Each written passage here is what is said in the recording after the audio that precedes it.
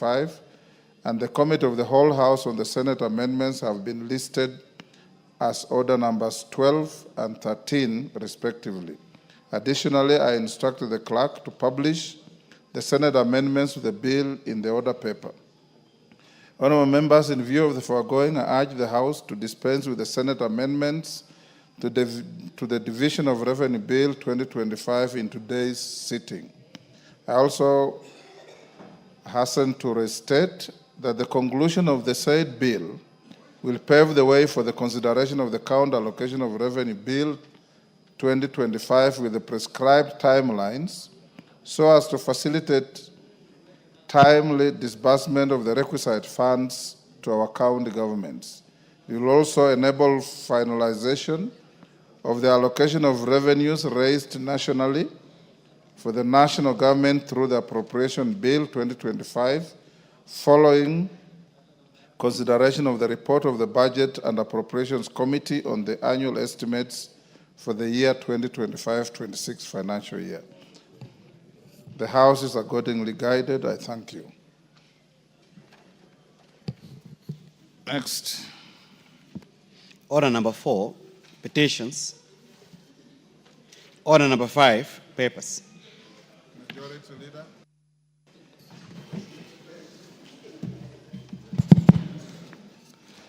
Thank you, Honorable Speaker. Honorable Speaker, I beg to lay the following papers on the table of the House today, Tuesday, June 3rd, 2025. A. Annual Report of the Kenya Law Reform Commission for the financial year 2023-2024. Annual Report of Activities and Financial Statements of the Ethics and Anti-Corruption Commission for the financial year 2023-2024. First half report of the County Government Budget Implementation Review for the financial year 2024-2025. D. Annual Report of the Kenya National Commission on Human Rights for the financial year 2023-2024. E. Annual Report and Financial Statements of Privatization Commission for the year ended 30th June 2024. F. Quarterly Report of Economic and Budgetary Review of the National Treasury and Economic Planning third quarter of the financial year 2024-2025. G. The 2025 Economic Survey Report from the Kenya National Bureau of Statistics. H. Reports of the Auditor General Financial Statements for the years ended 30th June 2023 and 30th June 2024, and certificates therein in respect of the following: Aldai Technical Training Institute, Kipsoen Technical and Vocational College, Masai Technical Training Institute, Masinga Technical and Vocational College. 5. Mochongoi Technical and Vocational College. 6. Molo Technical and Vocational College. 7. Ngong Technical and Vocational College. 8. Nu Technical and Vocational College. 9. Tarbaj Technical and Vocational College. And lastly, 10. Wajir East Technical and Vocational College. I thank you, Honorable Speaker, and I beg to lay. Thank you. Chairman, Budget and Appropriations Committee, that will be stayed. The report has not been presented to the Speaker for approval yet. Chairman, Departmental Committee on Justice and Legal Affairs. Murugara. Thank you very much, Mr. Speaker. Honorable Speaker, I beg to lay the following paper on the table of the House today, Tuesday, 3rd June 2025. Report of the Departmental Committee on Justice and Legal Affairs on its consideration of the report on approval hearings of nominees for appointment as chairperson and members of the Independent Electoral and Boundaries Commission, IEBC. Thank you very much, Mr. Speaker. Thank you. Next order.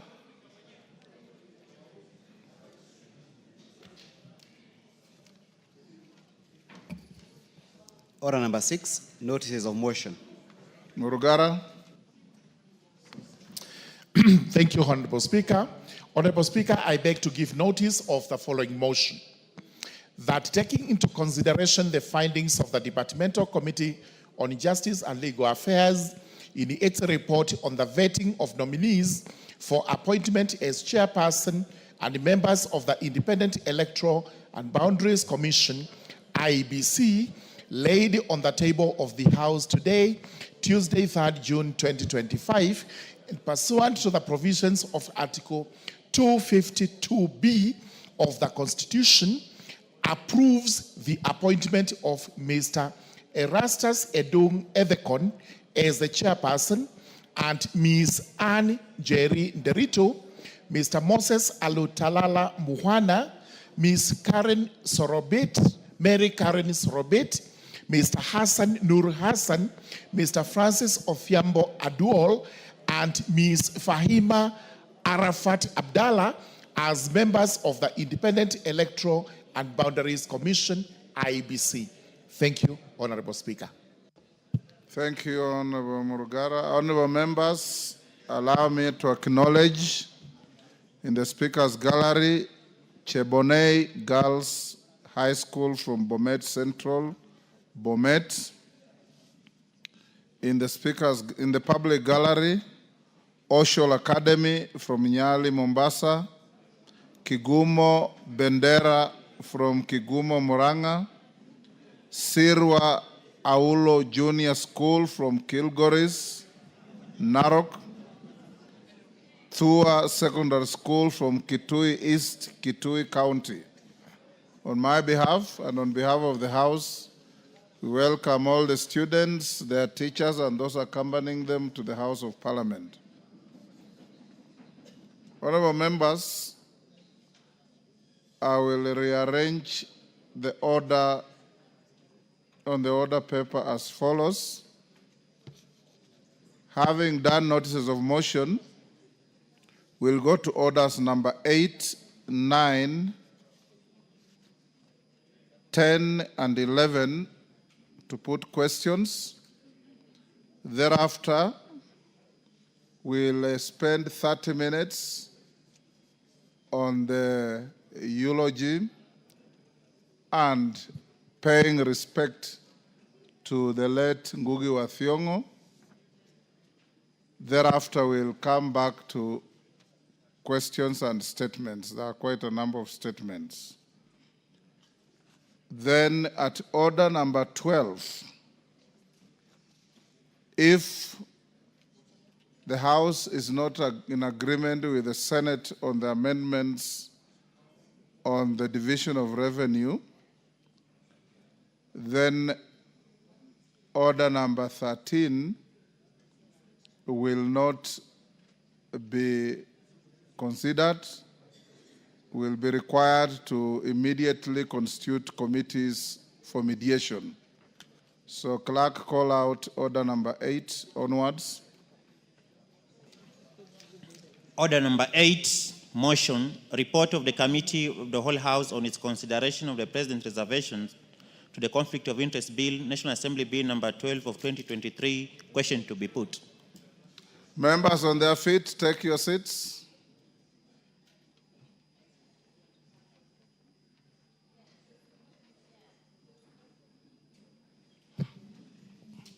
Honorable members, I now put the question at order number 8, which is that this House do agree with the report of the Committee of the Whole House on its consideration of the President's reservations, the Conflict of Interest Bill, National Assembly Bill number 12 of 2023. As members of that opinion say aye. Will those of the contrary opinion say nay? The ayes have it. Next. Order number 9, motion, report of the Committee of the Whole House on its consideration of the President's reservations to the Anti-Money Laundering and Combating of Terrorism Financing Laws Amendment Bill, National Assembly Bill number 5 of 2025, question to be put. Order Mama Mombasa, take your seat. Stop swagging.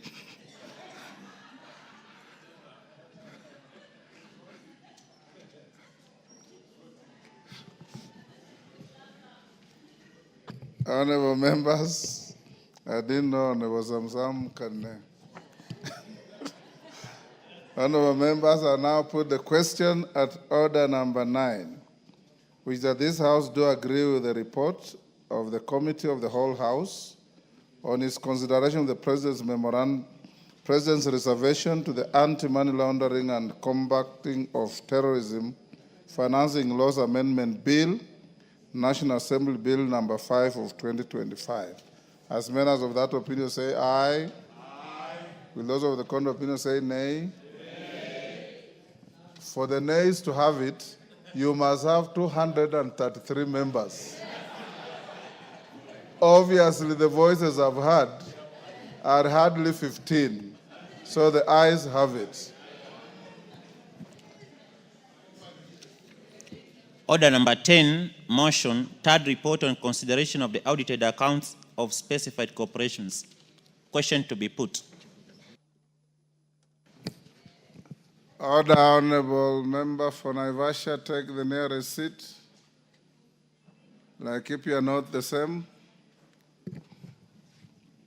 Honorable members, I now put the question at order number 10, which is that this House adopts the third report of the Public Investments Committee on Social Services Administration and Agriculture on its consideration of the report of the Auditor General on the financial statements of the following state corporations laid on the table of the House on Tuesday, 30th July 2024.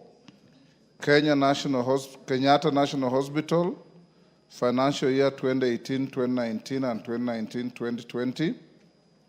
Kenya Medical Supplies Authority, financial year 2017-2018, 2018-2019.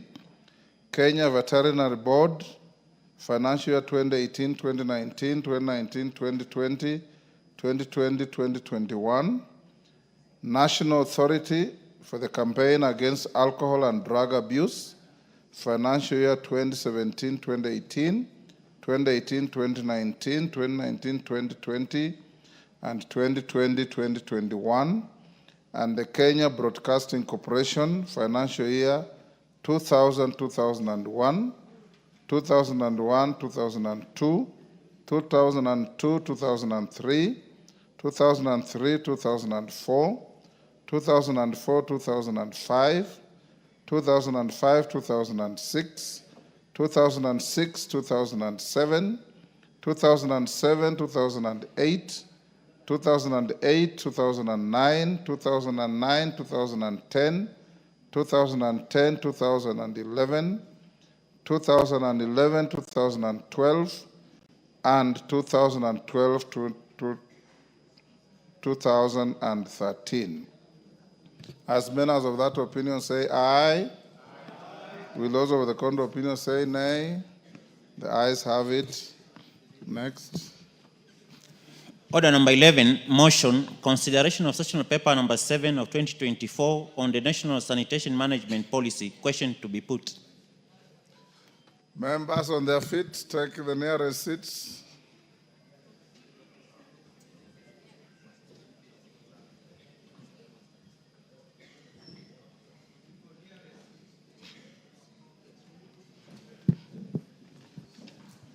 Honorable members, I'll now put the question at order number 11, which is that this House adopts the report of the Departmental Committee on Blue Economy, Water and Irrigation on its consideration of sessional paper number 7 of 2024 on the National Sanitation Management Policy laid on the table of the House on Thursday, 17th April 2025, and approved sessional paper number 7 of 2024 on the National Sanitation Management Policy, subject to the revisions as contained in the schedule to the report.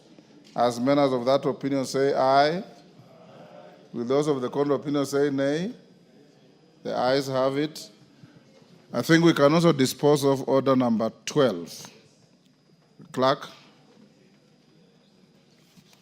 Order number 12, motion, consideration of Senate amendments to the Division of Revenue Bill, National Assembly Bill number 10 of 2025. Is the chairman budget in the House? Leader of majority will. Majority. Thank you, Honorable Speaker. Honorable Speaker, I beg to move that the Senate amendments to the Division of Revenue Bill, National Assembly Bill number 10 of 2025 be now considered. Honorable Speaker, just brief to members that this Division of Revenue Bill, as approved by the House, had about 405 billion shillings. but the other house has since amended that and proposed that we increase that to about 465 billion. That is 60 billion shillings above what is agreed. And bearing in mind the fiscal space that we have, Honorable Speaker, it may not be practical to increase by 60 billion shillings. I hear the member for Bumula saying we should be reducing, not increasing. Therefore, Honorable Speaker, having considered that, we thought it's only fair that we reject these amendments by the Senate to allow us to go into early mediation, and therefore beg to move the House to reject in totality this proposal by the Senate. And I therefore beg to move and request the Honorable Wamboka to second. Honorable Speaker, we want to reject in total. Start by saying I beg to second. Honorable Speaker, I beg to second, bearing in mind the space the country is operating in, the fiscal space. It is only abnormal for anyone to think we should be increasing these monies upwards. So in that, on this thing, Honorable Speaker, I beg to reject as I second Honorable Ichungwa. We reject it and put the question, Honorable Speaker. Honorable members, I now propose the question, which is that the Senate amendments to the division of Revenue Bill, National Assembly Bill number 10 of 2025 be now considered. I put the question. Honorable members, I now put the question at order number 12, which is that the Senate amendments to the division of Revenue Bill, National Assembly Bill number 10 of 2025 be now considered. As members of that opinion say aye. As members of the contrary opinion say nay. Nay. The nays have it.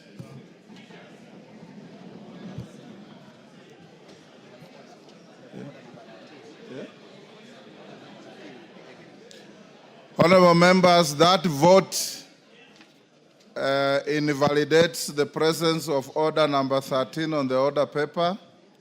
So order number 13 is now struck out from the order paper.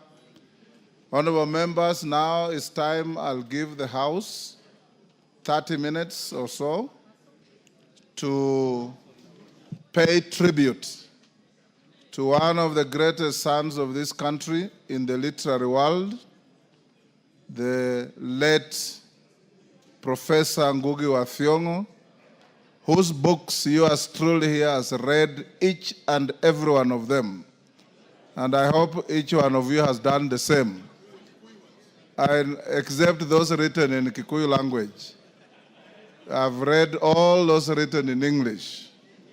I now invite the majority leader to lead the House, and I suggest members that we give the majority leader 5 minutes and the rest who will speak 2 minutes.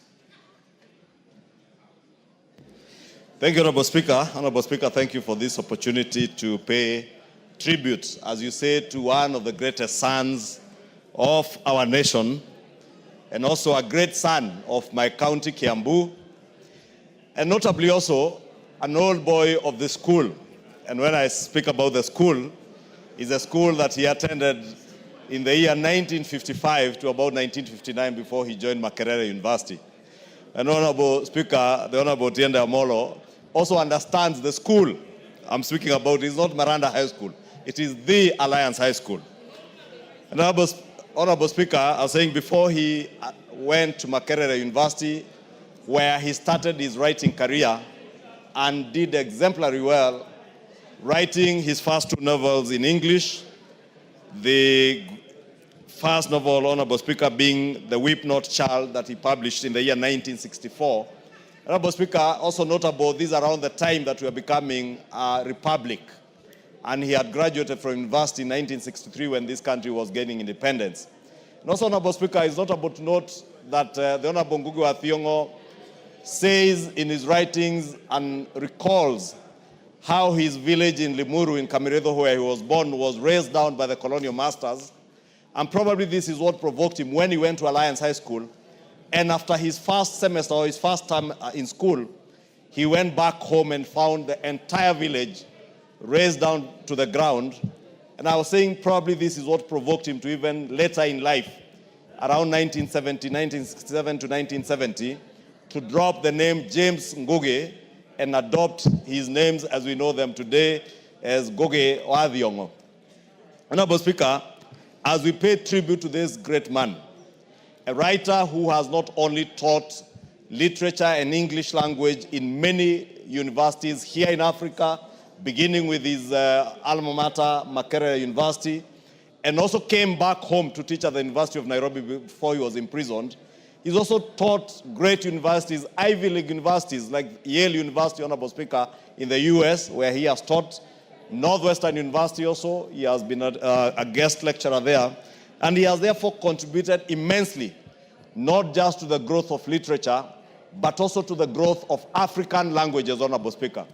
But this is not to say, Honorable Speaker, and I heard you say you have read all his novels, except those like Gahi Kadeda, I Will Marry When I Want, that he wrote in Kikuyu, or Shaitani Modhara Vaine, which says it's Devil on the Cross. But I think the Devil on the Cross was later translated into English. And therefore, you may have had the opportunity to read these novels, Honorable Speaker. But I'm saying this because Ngugi wa Thiong'o dropped his English name, adopted his Kikuyu names, dropped the name James for Ngugi wa Thiong'o, and also began to write in the Gikuyu language. Not because he was a tribalist, Honorable Speaker, because Ngugi wa Thiong'o was such a nationalist that when he was imprisoned here for a year, sent into detention by the past regimes, Honorable Speaker, in the 70s, he was imprisoned with many other political prisoners who were not necessarily of the Kikuyu descent. And he lived on to fight for justice, equality in the country of Kenya, irrespective of where you came from, Honorable Speaker. And the fact that he has not only taught students from across the world, from different backgrounds, Honorable Speaker, but even his associations, Honorable Speaker, in the literary world, speaks volumes of the man that Ngugi wa Thiong'o was, that he was never at any point in time in his life.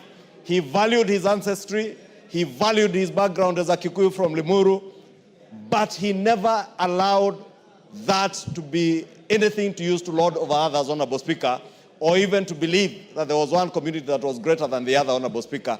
And he used the African languages, Honorable Speaker, and he has motivated and encouraged very many other African writers to write in their mother tongue, Honorable Speaker. And this is something that we pay great tribute to for him, not just his contributions in the academia, Honorable Speaker, but also as a political thinker and shaping the thinking of many African children, African students, and many other indigenous communities around the world as he taught in many universities around the world, Honorable Speaker. I therefore pay tribute to this great son of Kenya, an old boy of my school, the Alliance High School, and also a great son of the county of Kiambu and my neighboring constituency, Limuru, Honorable Speaker. And how I wish, Honorable Speaker, that Kameredo, because the Member of Parliament for Limuru is here, they would consider the cultural theater that was at Kameredo being further developed into a cultural center for Kiambu County, for our country. Time up. Otienda Molo. Honorable members, the screen is full. I found it full, so it can't have been for this. So those who will speak, I'll just request a show of hands. When every time one member finishes, then you do so. Otienda Molo. Thank you, Mr. Speaker. Mr. Speaker, I take this opportunity to eulogize the late Professor Ngugi wa Thiong'o. Ngugi wa Thiong'o demonstrates defiance, first in terms of name. He had the courage to drop what was called his Christian name. Secondly, the idea of writing in vernacular, which at the time many people frowned upon. Mr. Speaker, Ngugi wa Thiong'o shaped the literary thinking of virtually every other person living right now, including those who are older than him, but definitely those who are younger than him. And many of us have become what we are because we started reading Ngugi wa Thiong'o from primary school. Ngugi, unfortunately, remains one of those whose intellect may not have been, shared in his later life because of political intolerance. And there's a long list of his contemporaries who had to flee the country at the time, including the late Professor Ali Mazrui, including those who are living even now, like Professor Shadrach Guto in South Africa, and many others. I think in his life is a lesson that we must have some level of political tolerance, even of those with whom we do not agree. Because a lot of times, we then have them benefit others. These are giants who ended up benefit others in other countries. Mr. Speaker, even though Ngugi wa Thiong'o may not have won the Nobel Peace Prize, Ngugi wa Thiong'o remains a towering giant in East Africa, and in the world, like no other. Mr. Speaker, I think that what we should do is to name something serious in this country in honor of Ngugi wa Thiong'o, not just to name everything after politicians. This is somebody who deserves to be remembered. Omboko Milemba. Thank you, Honorable Speaker. I also take this time to eulogize Ngugi wa Thiong'o, who was a great writer who influenced many of the readers of the time and the children. And as young people would compete on how many books of Ngugi and other writers you would have read during that particular time. But I think what I find quite strong about Ngugi was that he had to compete with very good writers from West Africa, because in that particular time of the 80s and 70s, the West African writers were doing very well, the likes of Chinua Achebe, the likes of Lechi Amadi with The Concubine, and Aldo and others. But Ngugi came out very strongly from the East African region to also compete very competitively with the West African writers, and he was a celebrity for the East African people. And therefore, I think this was one of the greatest. But one other thing I find very strong about him was the fact that he wrote about class struggles at a time when nobody wanted to tolerate the politics of class struggle, which remains with us today. And partly that's why he was imprisoned and then fled the country to go out. That is in the Petals of Blood. Petals of Blood. Thank you. You are a master. Thank you. In the Petals of Blood, he tries to bring out that very confidently. And I think we should have more tolerance in our times to literal word and those who are writing. So when I see a place like the Shackles of Blood get trouble, I just blame those who are invading the space of academics and are not teachers. If we allow teachers to do these things without much of the competition and blocking, would really improve our literal world. Thank you, Honorable Speaker. Rachel Nyamai. Thank you, Honorable Speaker, for giving me this opportunity to eulogize our son, the son of the world, a linguist, a creative, and a gift to this country. Honorable Speaker, I would like to go direct to the family that the Honorable Ngugi wa Thiong'o has left for us. I could not move my eyes from the screen, Honorable Speaker, watching the children of Ngugi wa Thiong'o. He has left us children who are grounded, children that he must have taught and given the right way to follow. Mr. Speaker, I think this is a lesson that we need to pick as a house, that we need to know that no matter how busy we are, no matter how many parts of the world we go to, at the end of the day, it's family. Honorable Speaker, about patriotism, Honorable Speaker, he traveled to so many parts of the world and he was not happy with the situation at home at times. But he remained patriotic to our country, making sure that he wrote books that showed love for this country. Honorable Speaker, I would like to also point out that we have so much to learn from him. And I would like to thank you very much for your communication or the statement you made on that day, that we did not see his face in all our dailies, Honorable Speaker. And we need to urge our media houses to be more patriotic and to love Kenyans like the late Ngugi wa Thiong'o. Honorable Speaker, I would like also to ask the House that the children that Ngugi wa Thiong'o has left for us has shown us that we need to rethink, Mr. Speaker, about family planning, Honorable Speaker. We needed human power together with the land we have. And this is a debate that I think we must have one day, to think of whether we should have been encouraged by our colonialists to have only 2 children. Thank you, Morugara. Thank you very much, Mr. Speaker. Mr. Speaker, let me also join the rest of the House and Kenyans in eulogizing one great man of the Republic of Kenya.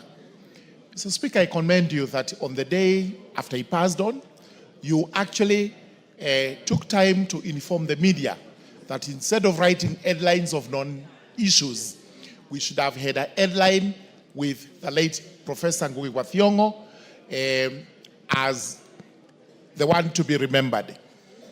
Actually, the following day it happened, and that was extremely good because Kenyans were able to recollect the lives and times of the late Professor Ngugi wa Thiong'o. It's always important to remember when he left the school, the Alliance High School, went to Makerere University for his studies that time, where he met the late Mwai Kibaki, who was supposed to be his lecturer. But instead, Kibaki advised him to do literature or Bachelor of Arts in English, as it was called that time, because he was not very good in economics. But he was extremely good in literature, in writing the written word, and he had the power of the gab. What we encourage our learners today, and especially those who are in school, it's not just to read the works of the late Ngugi wa Thiong'o, but to take a cue from him. Take time to learn writing skills so that after Ngugi wa Thiong'o, we are able to produce many more Ngugi wa Thiong'os who will tower Africa in the likes of Chinua Achembe and the rest in writing. Therefore, today, we eulogize a great man of the Republic of Kenya, the late Ngugi wa Thiong'o, and may his soul rest in eternal peace. Thank you very much. Mele Odhiambo.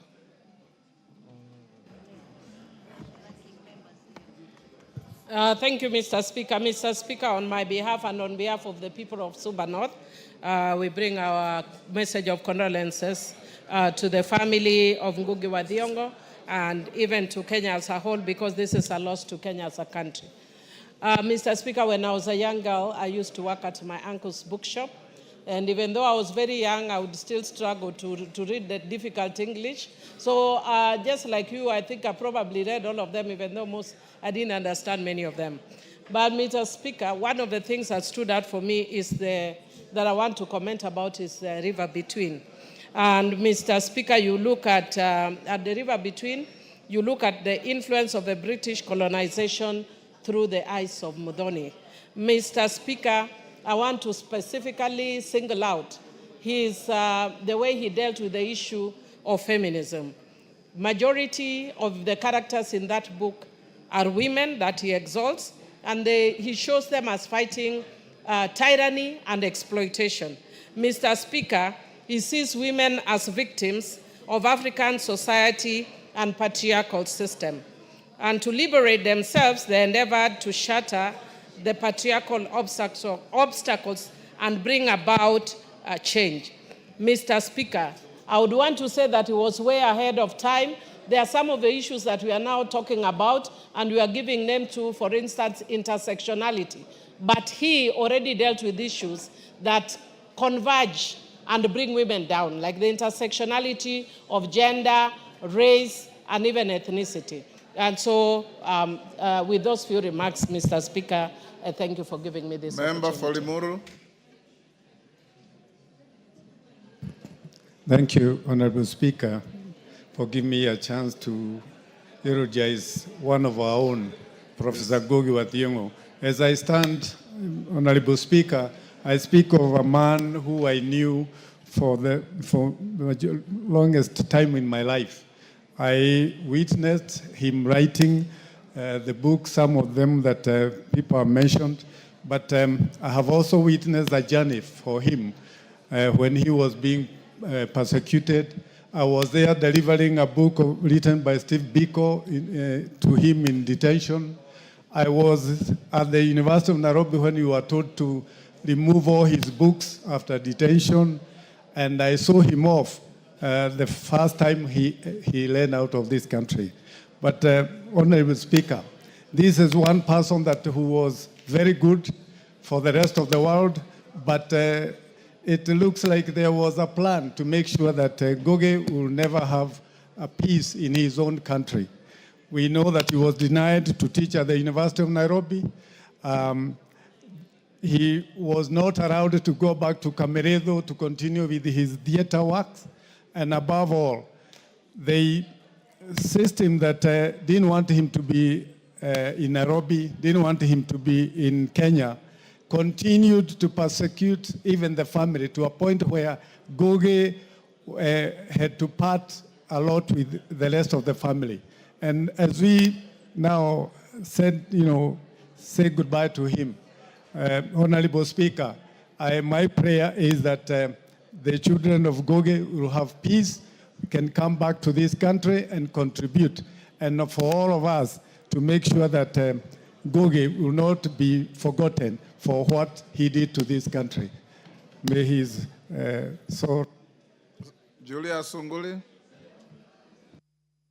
Mr. Speaker, I wish to join everybody else in eulogizing Professor Ngugi wa Thiong'o. He was definitely a literary giant in the 70s, and that is why a UK newspaper said about him when he was about 33 years that he is accepted as one of Africa's outstanding contemporary writers. His best books, Mr. Speaker, were the books that he wrote under the name of James Ngugi. The book of The River Between, A Grain of Wheat, and Weep Not Child. That is actually why the 70s would remember Ngugi. Unfortunately, Mr. Speaker, something happened to Ngugi later on. When the world was embracing him, he seems to have retreated from the world. First, he retreated from Christianity. He changed his name, James. He returned his baptismal card and retreated away from Christianity. Then, Mr. Speaker, he retreated from the English language, the one that had made him a giant, and started writing in Kikuyu and having characters only within the Kikuyu language and Kikuyu culture. That actually is perhaps one of the reasons why the people who went to school after the 70s do not remember Ngugi as much as you and I do. Mr. Speaker, he withdrew, of course, when he was detained by Jomo Kenyatta, he must have suffered a lot. President Moi released him as soon as he became president, and he immigrated into the West. But this does not take away from the fact that, Mr. Speaker, at one time, Ngugi was a prolific writer, an artist, a novelist we shall always remember, and we shall place his name in the records of history. I thank you.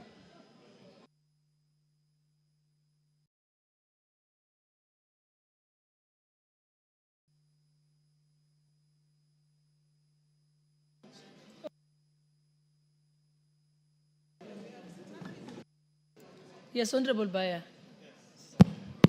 Honorable Speaker, I want to thank you and wish to eulogize Ngugi wa Thiong'o. You know, Honorable Speaker, I'm a student of literature and having taught literature at different levels. But Honorable Speaker, I want to say that the late Ngugi wa Thiong'o will remember him for the African Writers Series as a pioneer of that book, that level of books, where many Africans got an opportunity not just to write, but to write and publish, where the African Writers Series was published then as one of the biggest publishing houses, Honorable Speaker. Honorable Speaker, secondly, I remember Ngugi wa Thiong'o for his book, Decolonizing the Mind, one of the greatest works of literature that he ever wrote. It is a series of papers that he put together, Honorable Speaker, and it is in Decolonizing the Mind, Honorable Speaker, that we find Ngugi in his true sense. Honorable Speaker, one of his great books that people never talk about is The Devil on the Cross. The Devil on the Cross was one of Ngugi's greatest book. Actually, it is The Devil on the Cross that runs crosshairs with Daniel Arap Moi then when he was president, Honorable Speaker. Although Devil on the Cross is one of the greatest satires that Ngugi wa Thiong'o has ever written, A book that when you read, you get the revolutionary spirit in the writer. You get Ngugi wa Thiong'o, the person who fights for justice, who fights for land rights, a writer who stood up for the common mwananchi in this country.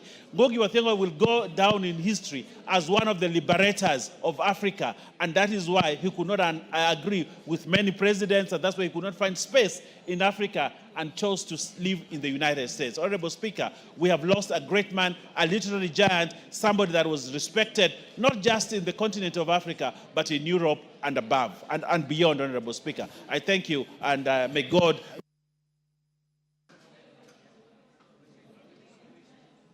The Honorable Irene Mayaka. Thank you, Honorable Speaker, for giving me the opportunity to pay tribute to a very distinguished son of Kenya. Honorable Speaker, as had been said before, Ngugi wa Thiong'o was initially called James Thiong'o, and he decided to change his name and drop the English name so that he pays tribute to being an African. But Honorable Speaker, one of the things that I remember about Ngugi wa Thiong'o was a famous quote from one of his books that he used to say, "To speak one's language is to celebrate one's identity." And he also said, "But to impose a language is a way to divide people, and it is a practice of tribalism of another kind." And therefore, Honorable Speaker, the Ngugi wa Thiong'o was one of the very famous Kenyans who really spoke against tribalism. But the other thing, Honorable Speaker, that we also celebrate Ngugi wa Thiong'o for is in terms of receiving honors, he is one of the most decorated writers in Africa.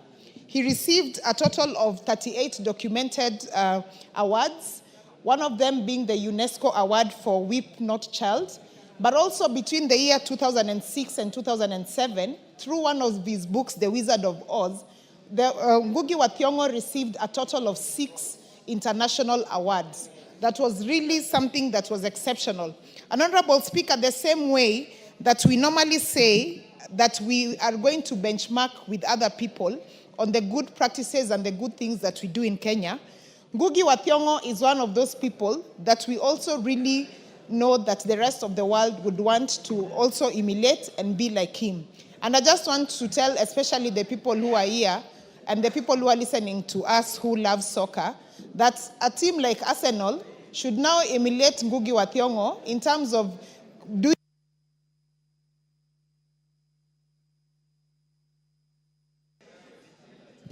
The Honorable Member for Seme, Honorable Nyikar. Thank you, Madam Speaker. May I take this opportunity also eulogize the passing on of our great writer Ngugi wa Thiong'o.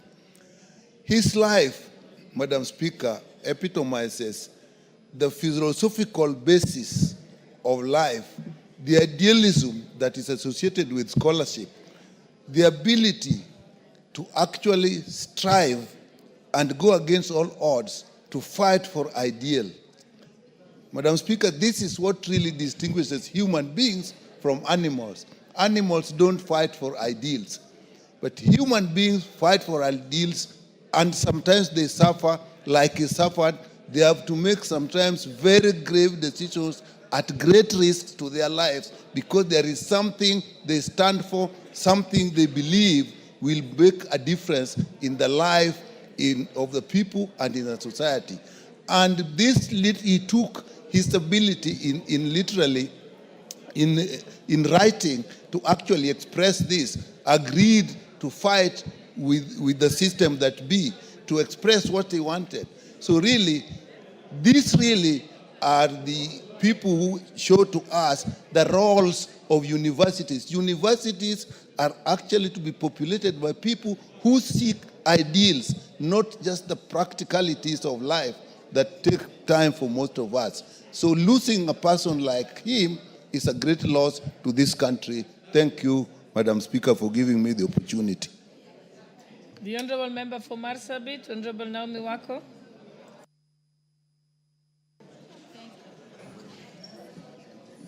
Thank you, Honorable Speaker, for giving me this opportunity to add my voice to this very important debate that is going on as we eulogize the great man of this land someone maybe many of us may not have met physically, but we have interacted with his books and known him. I remember when we were in high school, one of his books, The River Between, was like a must for all of us to read. We interacted with him through his writings. He has inspired many of us, and I want to send my condolences to him, to his family members, to relatives, and all his loved ones on my own behalf and on behalf of the great people of Marsabit, because I know many scholars from our place, many professionals have also gone through his books just as I did. Honorable Speaker, it is not just enough for us to eulogize a great man like him, somebody who has always represented us in a good way, somebody who is internationally celebrated. We should also see how best we can extend our blessings to his family and also see as a nation how he can be celebrated, maybe as the relatives prepare for his burial. Honorable Speaker, we have great men and women who have served this country in different capacity and represented us. And it will only be good for us to appreciate them and also recognize them as heroes. I believe he's one of our heroes and he should be recognized in that capacity even though he has left us. May his soul rest in peace and may God comfort his family. Thank you. Honorable members, I wish to recognize the presence of the following school.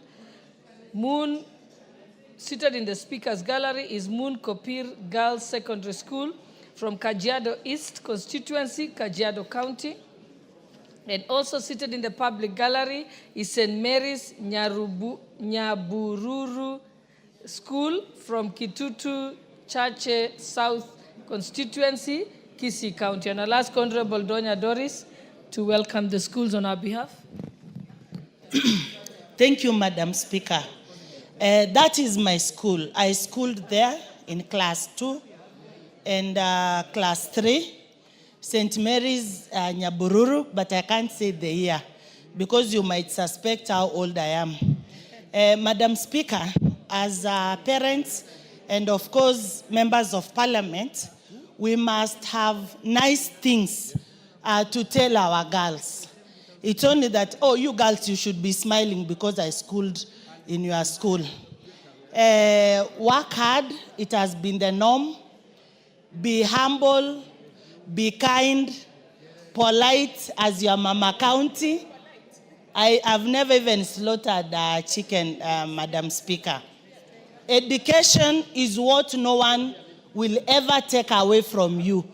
They can take your land, they take everything. Our children, I can also pass over the message to our girls, but something that no one will ever take away from you is your education. Value your education, respect your teachers, and you have to be good girls, not a bad girl like Honorable Millie Odhiambo. Very, very, very, because she has confirmed that. She has told me, Donya, tell them they must be good girls like you, Honorable Donya, and not bad girls like Honorable Millie. Thank you, Madam Speaker. The Honorable Member for Tigania West, Honorable John Mutunga.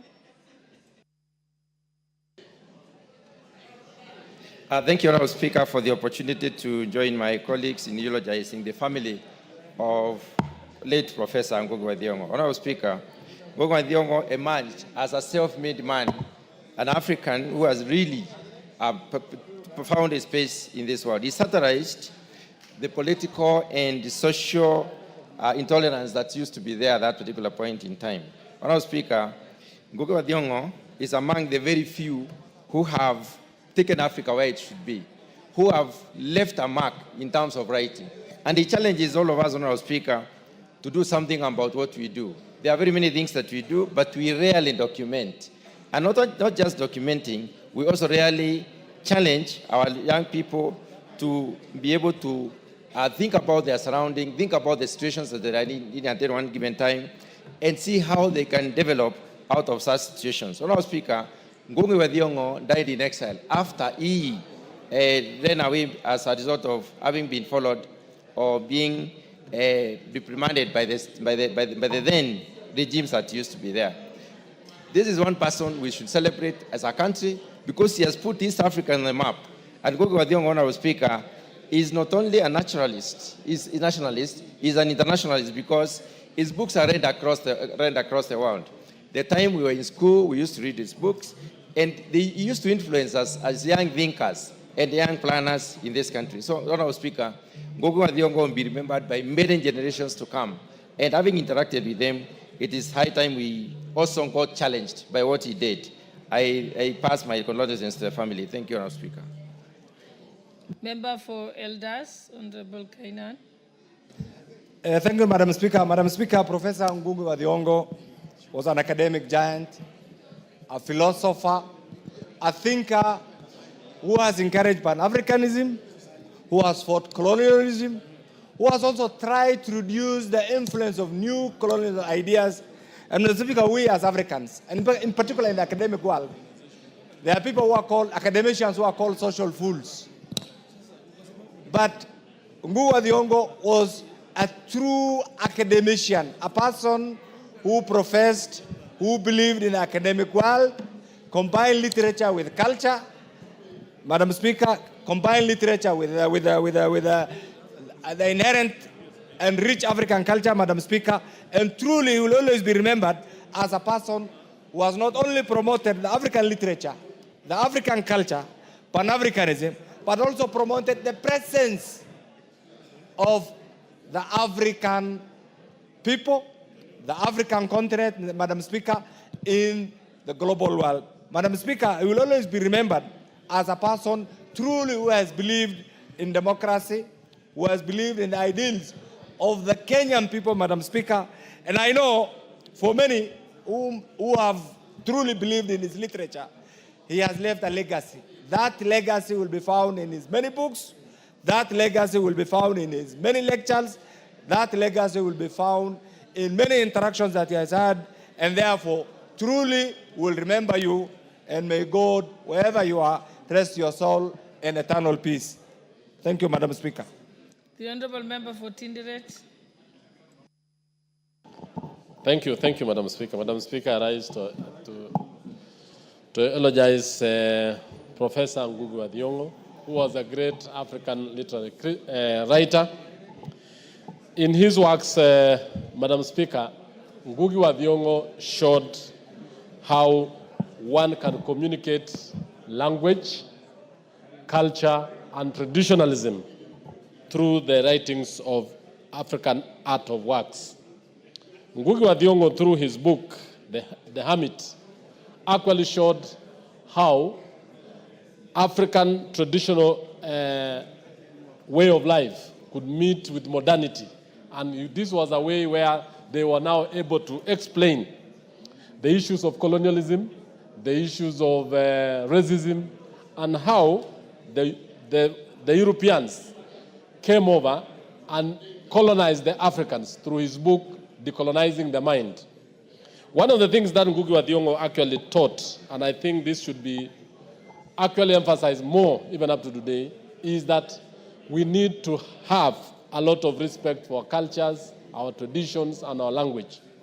Today, if you go to the United Nations, the media of communications is actually English, Arabic, French, and other languages.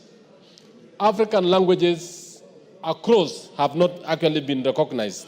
And I want to say this, that it is important as Africa to know that our languages, our traditions, and even the ways in which we do our work should actually be ingrained even in our school setup.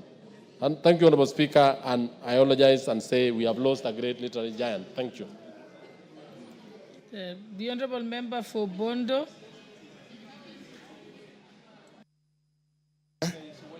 Thank you, Madam Speaker. Madam Speaker, if we valued exactly what Professor was, or what he has been since his works, if we value that and we relate it to the kind of exports that we've done as a country, I want to believe that the value of Ngugi's works and what Ngugi has made in terms of people are basically incomparable. We've contributed immensely. He contributed immensely to the world. He contributed immensely to the rest of, when you look at the amount of works Ngugi was able to do in 1 decade, if you want to know how a great a person is, look at that versus what we are having now in a situation where virtually nobody is doing the kind of things that Ngugi was able to do in the 70s and in the beginning of the 80s. So, Madam Speaker, Ngugi has created people. Ngugi has made people to be what they are. And this is a time that we, as a country, we really need to recognize that, no, people are mortal, but what needs to remain is the works. So to us, Ngugi's works remain as eternal, and we're going to be indebted to Ngugi for a much more longer period of time. Thank you, Madam Speaker. The Honourable Member for Dagoretti, Honourable KJ. Madam Speaker, I thank you. Ngugi wa Thiong'o was a patriot, and it is for that reason that I, on behalf of my family, the people of Dagoretti South constituency, and even the thespians, artists, and performers of this country, I pass my condolences to the family of this great Kenyan. Madam Speaker, two great artists, Tony Njogona and Walter Mung'are, can bear me witness that we as very young artists were truly inspired by the works of Ngugi wa Thiong'o. Ngugi wa Thiong'o, being a thespian and a critic, taught us that there's a very big difference between insults and satire. That even with his very hard-hitting literature, and even with his very stinging critique, he never once bowed down to the temptation of being an insulter, or being toxic, or even being offensive. He knew that there was great power in satire that is not insulting. Madam Speaker, today, in the era of content creation, there is much to learn from the generation of creators and authors like Ngugi wa Thiong'o. Those who are creating content today must learn that intellect has way more power than the toxicity and malice that is being trended left, right, and center. Finally, Madam Speaker, the two causes that Ngugi wa Thiong'o was championing, one on decolonization and the other on the promotion of culture, it will be a great honor for us to honor Ngugi, because we did not honor him enough in his life, to honor him by preserving the great works that he has done using the new technology that allows us to feed in our languages to speak to the new revolution that is the fourth industrial. Give him a minute to just finish. Thank you very much, Madam Speaker. There is a great opportunity for us with the new and emerging technologies to onboard all this knowledge that is cultural, traditional, and has great African heritage onto the new industrial revolution, and especially in AI, where we must ask ourselves, what language will these technologies be speaking? And if they are not speaking our language, then we shall be doing the likes of Ngugi wa Thiong'o a great disfavor. So, Honorable Speaker, I would like for us to honor this great Kenyan by making sure that we do not treat his memory the way we treated him in his life. I thank you very much, Madam Speaker, and we honor a great Kenyan. Just wait. Hello, the Honourable Member for Westlands, Honourable Timothy Wanyonyi. Thank you, Madam Speaker, for giving me a chance also to eulogize Professor Ngugi wa Thiong'o. Madam Speaker, I must also confess I've read his books, and reading his books, you could just start even imagining yourself in a situation, because you read the book, it carries you along. And Madam Speaker, is one of the greatest brains that we have ever produced. And this country has lost big, and many, those younger generation that have not experienced the power of literally, Madam Speaker, they should look at these books. When we were in school, we used to read books about African writers series. And Ngugi wa Thiong'o was one of them. Chinua Achebe, and many Elijah Amadi, and many others, Madam Speaker. And you could read all those books, and they were readily available. We started reading books written by foreigners later in life, but at that time, Madam Speaker, we could read the African Writers series. I don't know if they still exist, but that was the best thing, Madam Speaker. Ngugi wa Thiong'o was very creative, and Madam Speaker, he lived his life. He was there, and he has shown Kenyans that it is good to preserve our culture. It's good to preserve our languages. Some of our languages now are being diluted. They're even dying. Some of us are afraid to speak to our children in our own language. Madam Speaker, we must preserve our African heritage and our languages and culture all the time, learning from Professor Ngugi wa Thiong'o. Thank you, Madam Speaker. Yeah, the Honorable Member for Tetu. And thank you, Madam Speaker. I also rise to eulogize Professor Ngugi wa Thiong'o. Madam Speaker, let me say from the onset, I knew Ngugi, and I had an opportunity to talk to him just about 5 or 6 weeks ago. And his rallying call all the time, as he spoke to me as a young leader, he told me to always remember to advocate for the small farmers and the workers. Ngugi wa Thiong'o was someone who strongly believed in social justice for the small person. And if we look at his life, we can actually see that his brilliance and monumental contributions to literature and thought are celebrated worldwide. Madam Speaker, I have a petition still doing rounds as usual in the House to request this country to bestow the highest honor to Professor Ngugi wa Thiong'o. And Madam Speaker, it's sad that this man, despite having worked so hard, despite having given such a great contribution to knowledge, lived about 22 years of his life in exile, away from his home country. And it is only fair that Parliament initiates an honor for him or recommends that he be honored, and that we also look for a national institution that can at least carry his name, and also preferably one road in this country can be named Professor Ngugi wa Thiong'o a road. And also the University of Nairobi, where he taught for very many years, would also propose that it can also give him at least one more honor in his honor. So, Madam Speaker, I rise to eulogize a professor and say that this is a man who deserves a little more than he has received.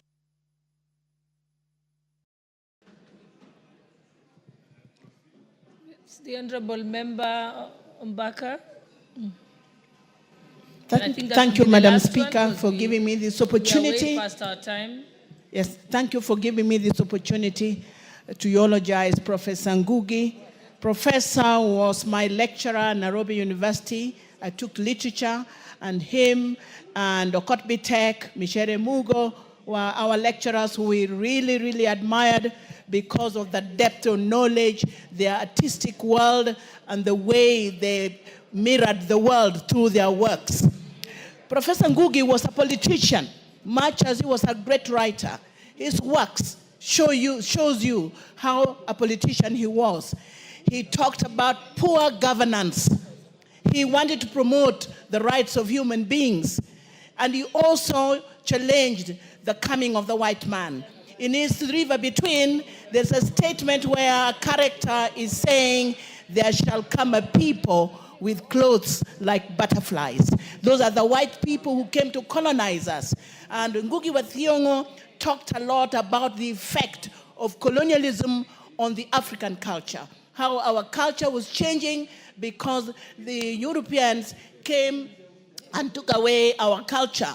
He loved to call us by our own African names. And he kept on calling me Achieng, Achieng, Achieng every time. He told me, drop the name Christine. You must be called Achieng. That is how I remember him. I became a teacher and I taught The River Between, which was a very inspiring novel, and many students love it and passed their exams very, very well because it was easy to read. It was very, very inspiring. It was teaching us a lot about the coming of the white man and the clash between the two cultures. He will be remembered for so many of these texts that were introduced.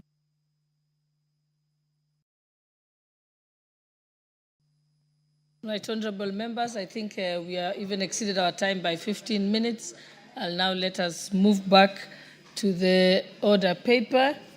And we had gone up to order number 13, but had not gone to statements. We had skipped order number 7, statements. So I think we can now go back. Read the next order. Order number 7, questions and statements.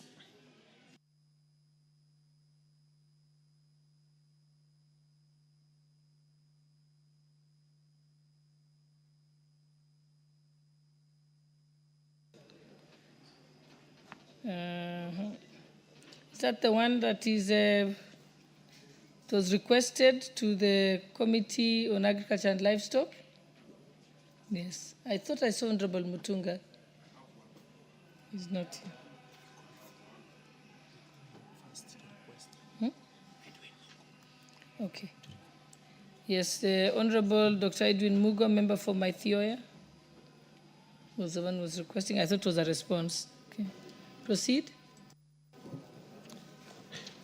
Honorable Speaker, pursuant to the provisions of Standing Order 44.2c, I rise to request for a statement from the Chairperson, Departmental Committee on Agriculture and Livestock, on implementation of Guarantee Minimum Returns, GMR, to support coffee, tea, milk, and macadamia farmers.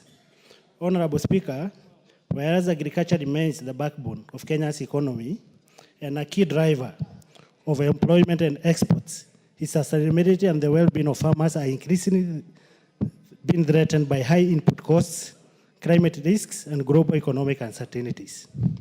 The rising costs of essential farm inputs, including seeds, herbicides, pesticides, fertilizer, animal feeds, fuel, labor, and farm machinery, have significantly increased the financial burden on farmers. Further, adverse climate change on rain-fed agriculture, volatility in international commodity markets due to global conflicts, including the Russia-Ukraine war and supply chain disruptions, have also impacted on the returns for farmers. Honorable Speaker, on 5th August 2023, the government committed to implement a Guarantee Minimum Returns GMR program aimed at providing direct financial support to farmers and stabilize their incomes amid market fluctuations. A key pillar of the bottom economic transformation agenda, BETTER, the GMR prioritizes production, subsidies, and direct support to farmers over consumption subsidies, cautioning farmers from unpredictable market fluctuations and complementing the existing market pricing mechanisms, enabling more stable and predictable incomes. Full implementation of the GMR program is expected to protect farmers' incomes and prevent artificial price distortions, enhance food security, boost rural incomes, and drive economic development in Kenya. Honorable Speaker, it is against this background that I request for a statement from the chairperson of the Department Committee on Agriculture and Livestock on the following. Measures being taken by the Ministry of Agriculture and Livestock to ensure that farmers are cautioned from climate-related losses, price fluctuations, volatility in the international market and trade environment. Interstate conflicts such as the Russia-Ukraine war, supply chain disruptions, and the recent trade tariffs imposed by the United States. 2, efforts being made by the ministry to introduce a price support mechanism for coffee, tea, milk, and macadamia farmers to boost their incomes and ensure sustainable livelihoods. 3, action being taken by the ministry to ensure equality in the distribution of subsidized fertilizer and ensure that the distribution is informed by the region's soil quality and topography types in different regions of the country, And finally, 4, report on status of implementation of the Guarantee Minimum Returns Program on the GMR Guarantee Minimum Returns Program. I thank you, Honorable Speaker.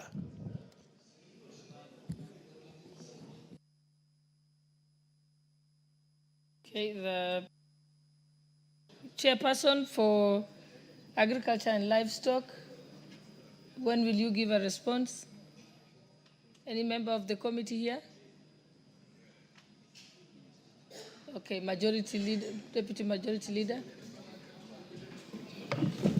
Can give an undertaking on behalf of the Agriculture Committee. I thought I saw Honorable Mutunga here. Yes, he was here, but All right, he seems to probably have stepped out. we could do 2 weeks, Honorable Speaker, on the same. I'll let them know. Thank you. Thank you. Next statement by the Honorable Mary Maingi, member from where?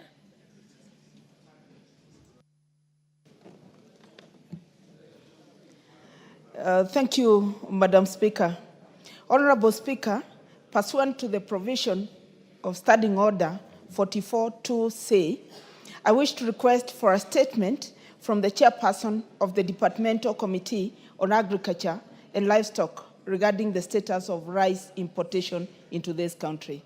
Honorable Speaker, on 26th of May this year, it was reported that rice farmers in Mwea constituency, Kirinyaga County, are likely to suffer a loss of more than $500 million if the government fails to intervene and purchase 5,000 metric tons of grain from their stores, despite being full of grain sufficient for the country's consumption.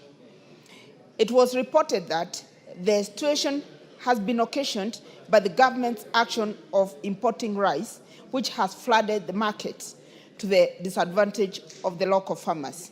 Honorable Speaker, a study conducted by the Sustainable Trade Initiative on Mwea rice growers' multipurpose in 2020 reported that about 80% of rice grown in Kenya is from irrigation schemes established by the government, among them being the Mwea irrigation scheme, which accounted for more than 70% of the produce. Failure by the government to purchase, Mwea irrigation scheme, which accounted for more than 70% of the produce. Failure by the government to purchase rice from the local farmers is likely to occasion a delay in planting for the next season, which is likely to delay or affect rice production in the next period. This is against the government's agenda of reducing over-reliance on the importation of products and encouraging local production.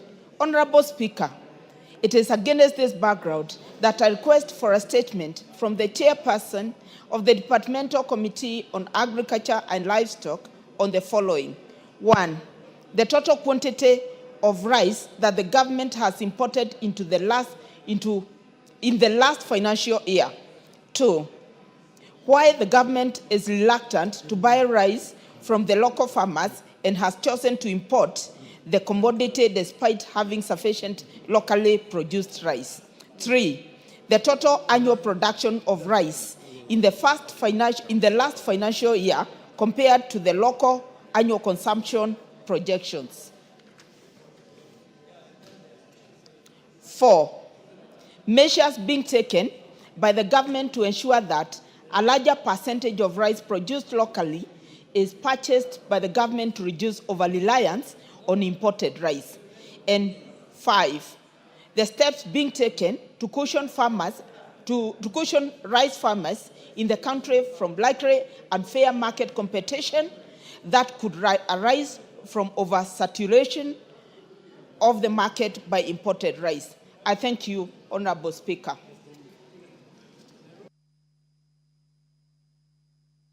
Again, that's also for the chairperson, Agriculture and Livestock. He's still not here. So, Deputy Majority Leader. I'll inform them, Honorable Speaker, we bring a statement in the next 2 weeks, Honorable Speaker. Much obliged.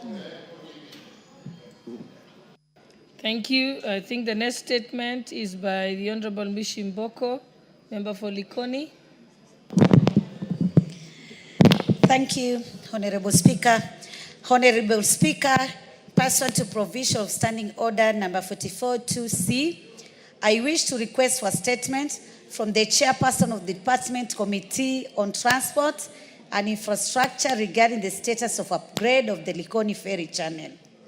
Honorable Speaker, more than 300,000 people use the Likoni Channel on a daily basis, which links Mombasa Island to Kwale County in the South Coast. In 2020, the government commenced construction of the Mtongwe ramp with a view of decongesting the Likoni Channel. Sadly, the construction is yet to be completed, worsening the congestion at the Likoni Channel. In addition, the ferries in the Likoni Channel keep developing mechanical failures. For instance, on 25th April 2025, a ferry developed mechanical failure and stalled while on transit, causing fear amongst the passengers. On 17th April 2025, the Kenya Ferry Services only had 2 ferries in operation following a breakdown of 2 other ferries. This caused congestion in the area and adversely affected the residents. The incidents raised concern on the suitability of the vessel and the need for urgent attention to ensure the safety and security of the resident and prevent such occurrences in the future. Honorable Speaker, it is against this backdrop that I request for a statement from the Chairperson of the Departmental Committee on Transport and Infrastructure on the following. 1, measures put in place by the government to ensure safety and efficiency of ferry services, including an update on the status of maintenance and procurement plans for new ferries and upgrade of the existing vessels. 2, status of the construction of Mtongwe ramp in Likoni constituency. And 3, long-term strategies being put in place to provide sustainable and reliable maritime transport solution for residents of Mombasa County and businesses dependent on ferry services. I thank you, Honorable Speaker. Chairperson for the Committee on Transport and Infrastructure, not present. What about any member of the committee who can give an undertaking on behalf of the committee? All right, again, that's left to you, Deputy Majority Leader. All right, Speaker, I will inform GK, the MP Fundia, the chairperson, so that he can bring a response in 2 weeks. Thank you, Honorable Speaker. Okay, before we go to your statement, Honorable Mboko, allow me to recognize the presence of Limek Namuntak Girls School from Narok West Constituency, Narok County. And also seated in the public gallery is Chepwotuyet Secondary School from Chebalungu constituency, Bomet County. Now I'll call upon the Honorable Member Mandazi, member for Chebalungu, to welcome the students on our behalf. Thank you, Honorable Speaker. May I take this opportunity to welcome all the schools that have come to visit Parliament today, and especially the school that is from my constituency, that is Chebostuyet Secondary School. I want to confirm that the students from Chebostuyet Secondary School, Madam Speaker, are very disciplined and hardworking students. I welcome them here in Parliament so that they can witness what we normally come and do, that is legislate and to represent the issues from various constituencies within our country. This is the place to be. This is the place that you should work hard and desire to be in the future. I wish you well, and equally, Madam Speaker, allow me to wish all of them that are going to sit for their exams at the end of the year success in their exams. Thank you so much, Speaker, and they feel welcome to the presence of Parliament. Thank you, Speaker. Thank you. The Honorable Omboko, your statement, sir. Thank you, Honorable Speaker. Pursuant to Standing Order number 44-2C, I rise to request for a statement from the Chairperson of the Departmental Committee on Administration and Internal Security regarding the tragic fire tragedy in Makina area, Kibera, in Nairobi City, County. Honorable Speaker, on the night of 24th May 2025, a devastating fire tragedy occurred in Makina area, Kibera, in Nairobi City, County. The deadly fire swept through the informal settlement, destroying property, rendering several people homeless and claiming lives of 8 people, 7 of whom hail from the Muhaya constituency in Vihiga County. Among the deceased, Honorable Speaker, were 5 members of the same family from a Sirulo village, being a Mr. Ernest Ambani, 36 years, his wife Flora Ambani, 33 years, and their children Gertrude Amisi, 9 years, Silas Omboko, my namesake, 3 years, and Stephen Mukuna, 2 years. Additionally, Honorable Speaker, a Mr. Harrison Liaha, 24 years old, perished in the Inferno together with his pregnant sister, 18 years. A Miss Yvonne Okwoku also perished and, no, let me take that again. Miss Yvonne Okwoku, also Miss Charity Eboso, wife to Mr. Harrison Liaha, who perished in the tragedy, is currently hospitalized in a critical conditions, along with their one child who was miraculously saved from the inferno.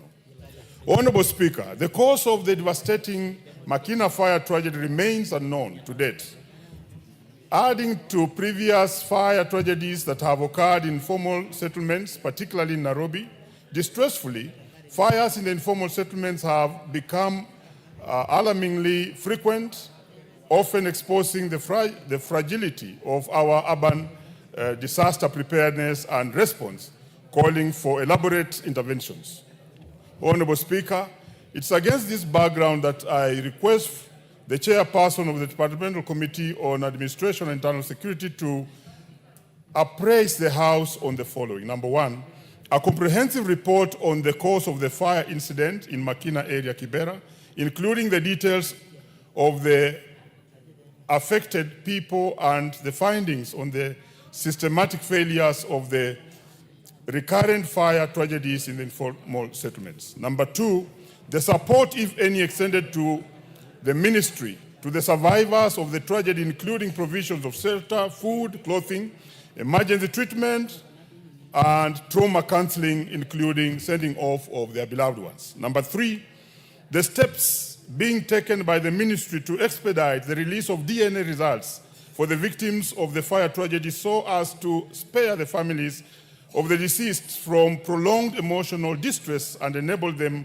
lay the deceased kins to rest. And finally, Honorable Speaker, the measures that the ministry intends to put in place to prevent similar tragedies in the informal settlements in future, particularly in terms of safety, community awareness, disaster response, and urban planning. Honorable Speaker, the families have been living here for the last more than 3 weeks, Honorable Speaker. The government chemists do indicate that they need 30 days to give the DNA test, meaning they'll have to stay here for a whole 1 month before they rest their beloved ones to rest. And it's upon that that I really wish that we treat this as an urgent matter. Thank you, Honorable Speaker. I think I'll exercise my discretion and give a chance to the member for Kibra to buttress that statement, since it's your constituency. Thank you, Madam Speaker. I want to agree with my colleague, Honorable Milemba. The fire actually occurred in my constituency. Just as he has said, I want to agree totally to the sentiments of my colleague. It has been very, very the families affected and those who also live in informal settlement. The fires have been occurring almost every 2 weeks. But this one was one of its kind because people died beyond recognition. When you have 9 people dying beyond recognition, it is not a small matter. Now, this has been happening in this country for a long time, especially in Nairobi in informal sector. We have talked about this. We have also asked the government and the county government to give us a place where we can have a fire station. We have asked the governor to give us fire stations so that when this happens, we have instant response from a fire station. However, we had asked the government to help the victims, and I must say that the government also responded well and brought some food to the victim. But this can never help or fill the gap, emotional gap that has been experienced by this group of people. However, the president came when he was asked to visit these victims. He went and visited the victims and gave a full support to the victims. However, we must have a lasting solution to the fire outbreaks in this informal settlement. We are asking that we need to get to the root bottom of the causes of fire every time. And the investigating agencies must do this with speed, because the families concerned, like my colleague has said, have been here for a very long time. We also need to have the DNA test. It must be hastened. They must carry out DNA tests so that these families can be taken home after a very short while. Otherwise, I sympathize with the families, the affected families, and we ask that the government must take serious action. Thank you, Mr. Speaker.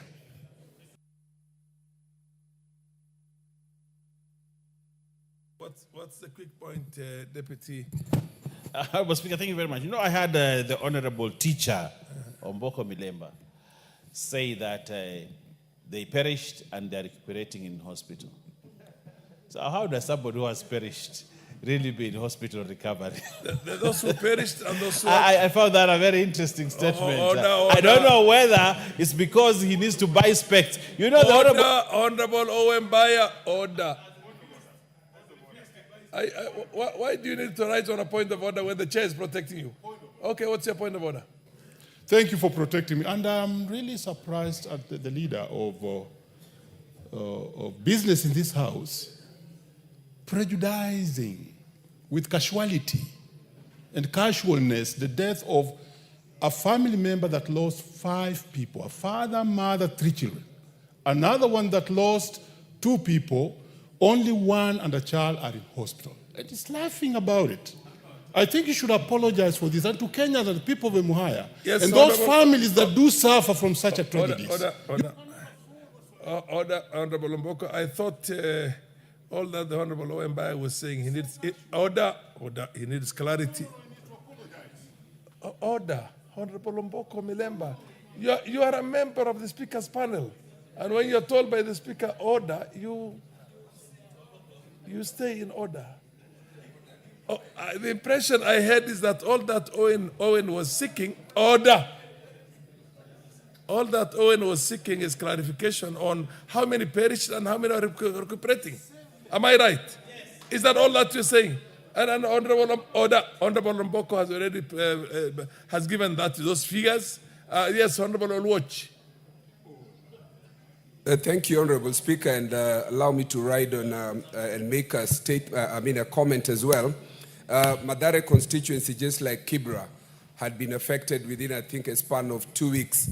And also on behalf of my colleague, the member for Kamkunji, the House will remember also that there have been frequent fires in Kikomba. Honorable Speaker, these issues touch on criminality, and so as the chair is going to respond to this statement, if you look at the common nexus between these fires, the one that persists in Toi, the one that persists in Kikomba, 1 month hardly passes without these fires. There is a question of criminality that possibly touches on the land ownership issues. And so for us to be able to deal with these things conclusively once and for all, one of the suggestions that has been there... Honorable Mamose, allow Honorable Tongoyo to hear what? He is the chair of provincial administration and security. So let him listen. Have you heard what the Honorable Olwoch has said? Please listen. Repeat what you had said. And Honorable Speaker, what I'm saying is that there is an element of criminality. These things are not mere coincidental fires that take place.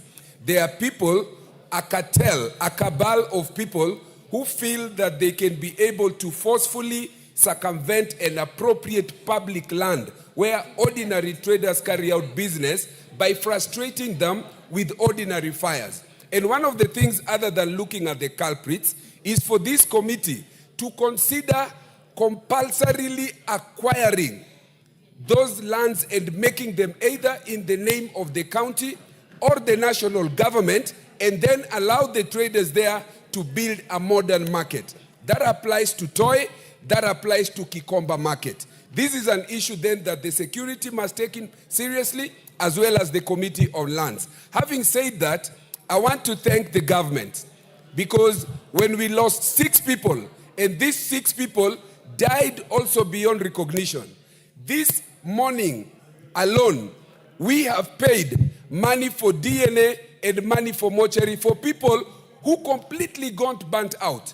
These things again turn on criminality, and there is an element in which the DCI must check how a fire begins lit by petrol in a place where, one, there is no fire engine, there is no opportunity to save people, and people continue to needlessly lose their life. But I want to thank government. Our honorable member Ruku, who recently was appointed, came to the constituency and we got help. His Excellency the President did the same, and also the PS for Internal Security, PS Omolo, we thank. But the committee must expedite and look at the elements of criminality and the questions of titling and compulsory acquisition of these lands. I thank you.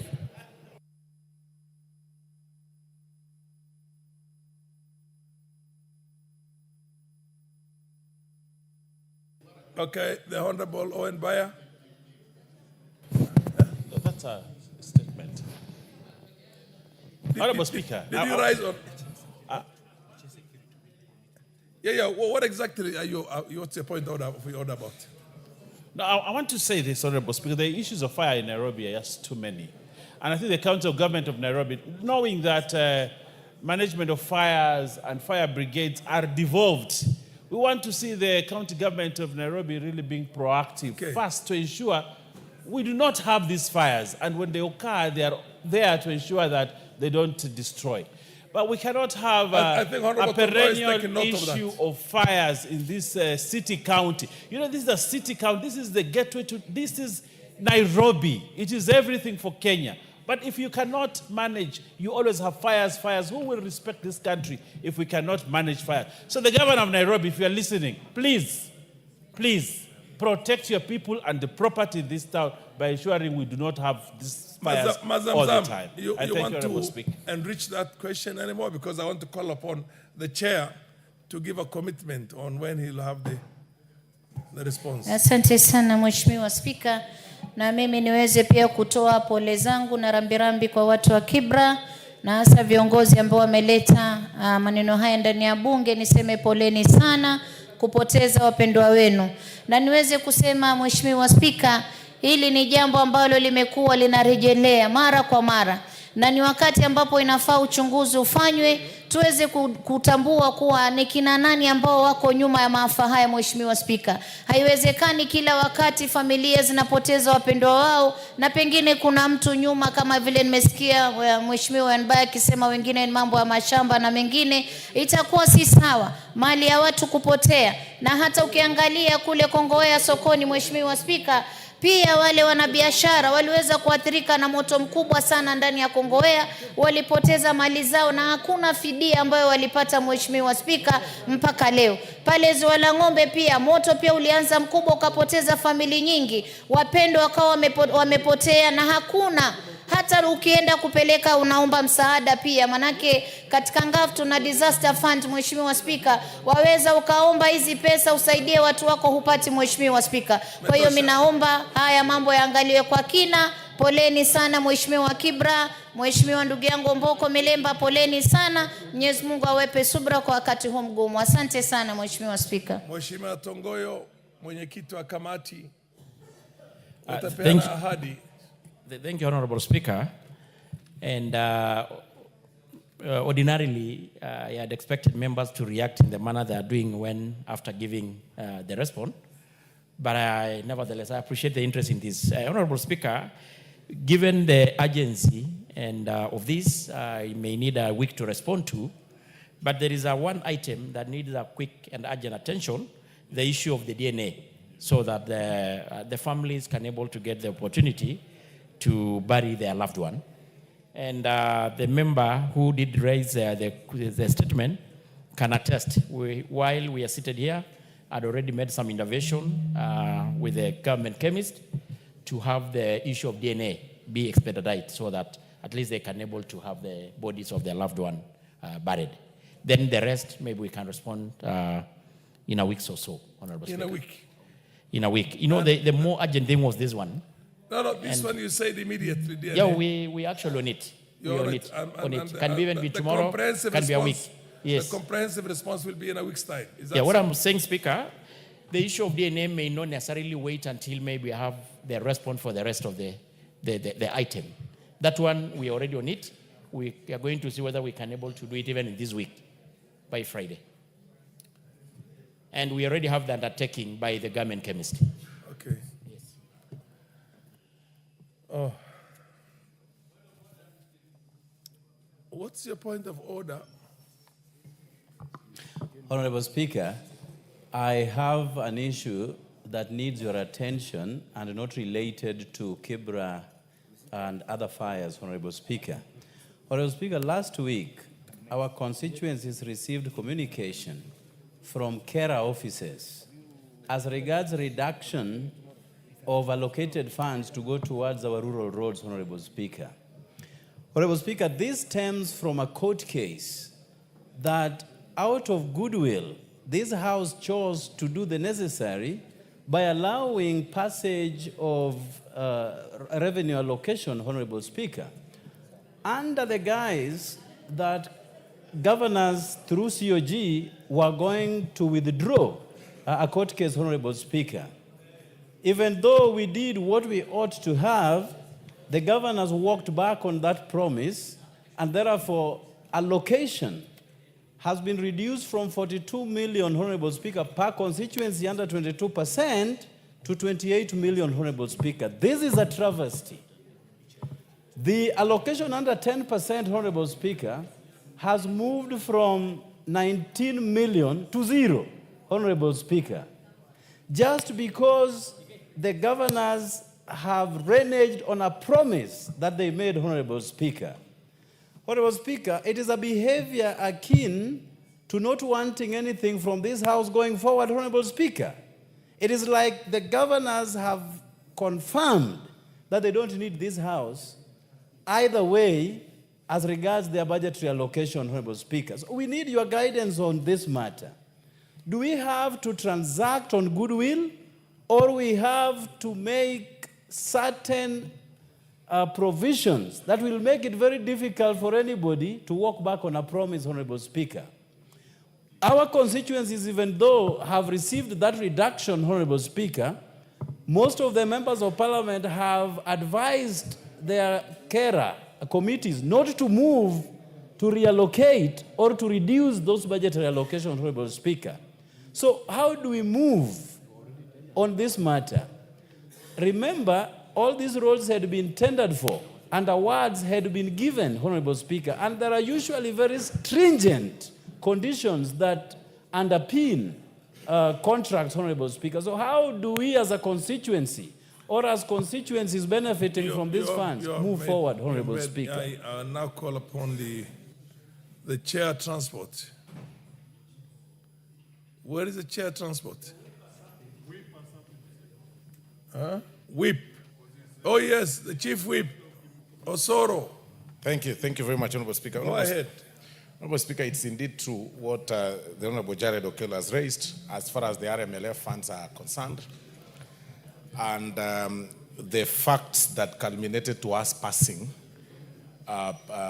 what the governors really wanted us to pass as part of the negotiation so that you can unlock the stalemate that had arisen from the court order that led to the freezing of the 10 billion shillings RMLF. Honorable Speaker, it's important to inform the House that that matter has really been canvassed by the House Business Committee in the previous two sittings.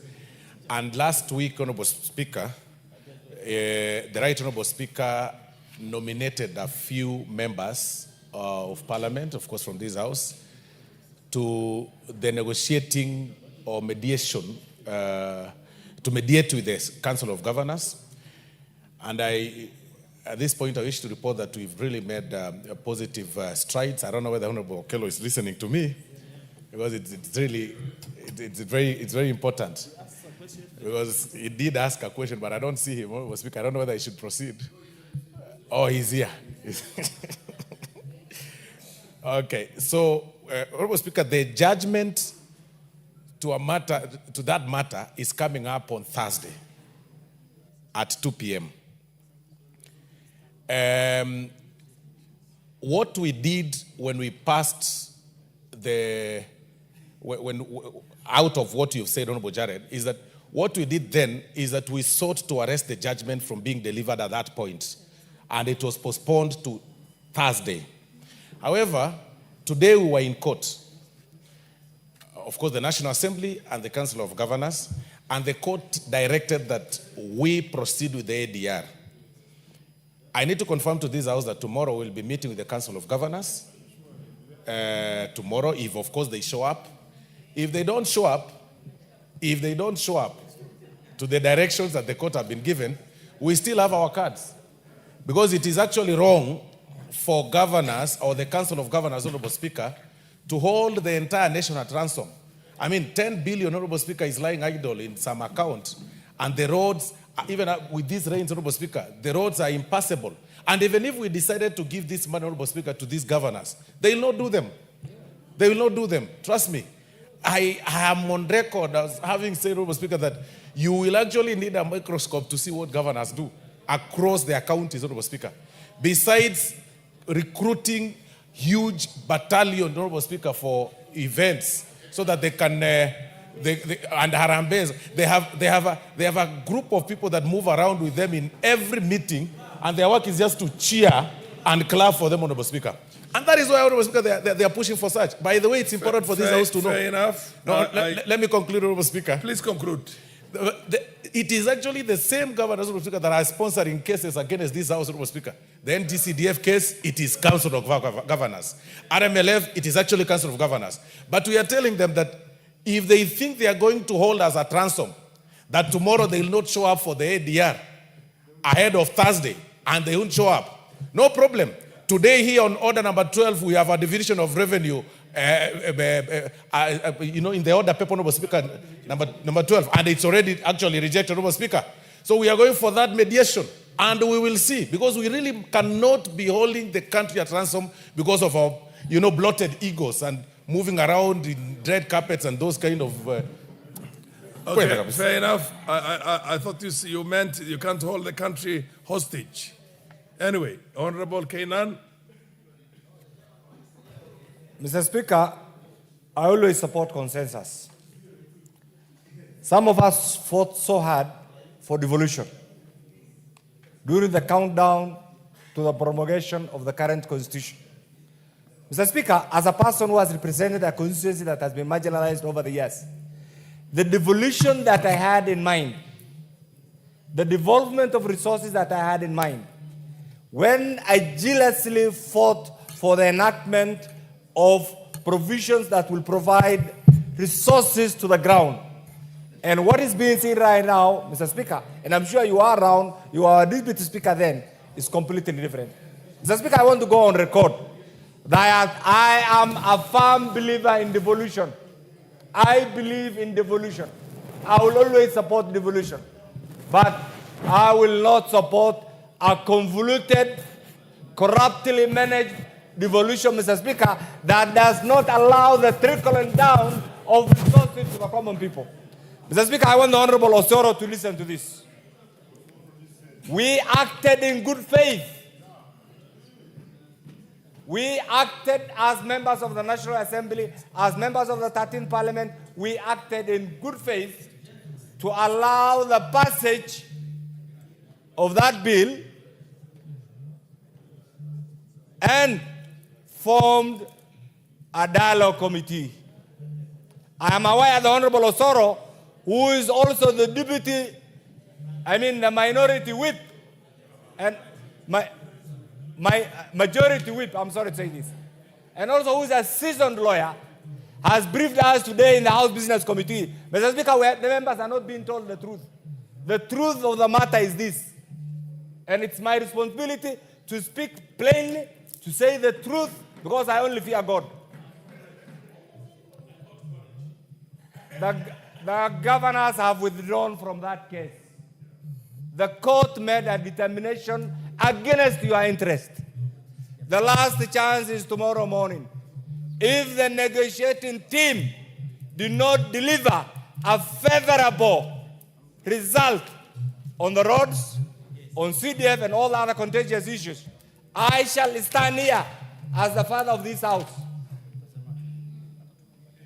to reject what is contained in this order. And you know it. That's what we have alluded to. And please don't accept this order number 12. You have finished. Whatever you have done it, let me leave it there. It's not the end. It will come. So, Mr. Speaker, my conclusion is this. Nobody will be allowed to take this house for granted. And I want to remind you, read Article 1. Why did the framers of the current constitution equate representation to sovereignty? Don't allow that to go away in the thin air. Stand firm for your right. CDF must exist. That road must come back. And GAV must exist. That road money must come back for the management of the Member of Parliament. They have enough to do it, and we will not continue to entrench corruption, wastage of resources, abuse of office, and all the other evils in this broad daylight. Stand firm to be counted by your conscience. Fair enough. Thank you, Mr. Speaker. Honorable Kainan. The only thing is that when you say that you are the father of this house, and yours truly, who was here when you were still in the university, you want to call me a grandfather? Unless you want to call me a grandfather. Okay. Yes, what's your point of point? There's when? And then I'll come to you. Mr. Speaker, I think the question by the Honorable Jared was answered by the Honorable Osoro that there is an ADR tomorrow morning between the parties, and there is a ruling, or there is the parties, they are going to meet for a ruling on Thursday. And that is in order, Mr. Speaker. The senior Kainan has spoken about it. Am I in order, Mr. Speaker, that now we come back to the business, because there is nothing to debate more than that. Already we have been told that tomorrow there is an ADR. Fair enough. I think enough. 1 minute only, 1 minute. And then we proceed on to the next. Yeah. Honorable Speaker, I think we are taking these matters lightly, and therefore the governors are taking us lightly. Everyone knows in this republic, governors handle a lot of money, Honorable Speaker, and nothing happens. In my own county of Bungoma, we get about 14 billion from the exchequer, on revenue about 2 billion. That is about 16 billion. Honorable Speaker, in a county with 9 constituencies only, you can hardly see a project that goes beyond 10 million, Honorable Speaker. That must go on record. Honorable Speaker, that governors have gone behind our backs and discussed with the judiciary, and they have pulled out of negotiations with us, and that the judiciary is going to give its ruling on Thursday. Honorable Speaker, we must do something punitive to the governors. We must fire a shot to the governors. Honorable Speaker, we must not wait for governors to find us flat-footed, Honorable Speaker. And Honorable Speaker, beyond this, I will urge Honorable members that we need a Kamkunji tomorrow morning. We need a Kamkunji. We can no longer appropriate funds for them, first to go and loot, and then come and want more and more and more funds to loot. We cannot give them money to go and bribe their way to want to take everything from GAF, from CDF, from roads. Honorable Speaker, it is not going to be business as usual. Most of these governors are just thieves. There is nothing that they are doing with the monies that we appropriate for them. We have students who are suffering at their homes. We have schools, Honorable Speaker, that do not have anything from the counties. We are supposed to have roads. Even as we speak now, there are roads that are meant for governors to do. They are not doing these roads. They are leaving the roads for us as MPs to do them. Why are they demanding more money? So that they can continue looting? We say no. We demand a kamkunji so that we can take a very punitive approach. Kama ni vita, sisi wote ni wanasiasa na tunaweza pigana. Thank you. We will have to go to the next. I think we have... no, it's a weighty matter. DK, what exactly do you want to say? I mean, it's already been ventilated enough. Okay, thank you, Mr. Speaker. Take no more the than fact that I'm also in the mediation committee, we want to state categorically, power lies in this house. What we do with that power is what makes some people outside there to love on us. Let us exercise it this time. If at all they are not going to come for the mediation, I dare say, us as this house, we start with the division of revenue bill. And that is why they will know there are men and women in this house who can actually act as per the Constitution. And the Constitution says clearly, the legislators in this house are the only ones who can appropriate money to anybody. Thank you. The Honorable Atandi, the chair of the Budget Committee, I had asked you initially if you... Thank you, Honorable Speaker. Honorable Speaker, I had some information which I would have loved to share. But in view of the impending court ruling, I'm afraid I will not be able to share it with the members. But I just want to say that there are very, very good consultations going on involving the Ministry of Roads, involving Parliament, and even the highest office in the land. And I'm very optimistic that shortly we are going to have a solution, which is going to be helpful for members. Of course, we are determined to ensure that all the resources that are stuck are disbursed to the constituency so that the roads projects are completed. Honorable Speaker, I just wanted to persuade members that Division of Revenue Bill is a precursor for passage of supplementary estimates. So there will be no budget before we pass the Division of Revenue Bill. So let us be tolerant. Governors are very responsive. They are cooperating with us, even as we engage. So if we threaten that we will not pass Division of Revenue Bill, it means there will be no budget in the first place. So I know these are very, very weighty matters, and they are matters that touch at the heart of most of our colleagues. But let us just embrace dialogue. I know that very soon we are going to have a solution on both of those issues. So for Division of Revenue Bill, you know that we are going for mediation. Let us approach mediation with an open heart. Let us engage our colleagues in the Senate so that we can be able to move these processes forward. Otherwise, I want to persuade members that from our last meeting towards resolving this issue, there is sufficient goodwill. And I am sure that members will be very happy shortly. Whether the court case goes against us or for us, I think we are going to have a solution. Fair enough. Thank you. We will have to go back to... Let's go to the substantive business here, or rather the business on the order paper. Now we are having responses on statements that were sought. And this one is on the status of the construction of Lunga Lunga Sub-County Headquarters. Honorable Katana of MP for Kaloleni, are you in the house? Is MP for Kaloleni in the house? I know Chief Romondo is not in the house, who is Chief Romondo, who was the person who sought this response. Now we go to the next one. What's your point of order?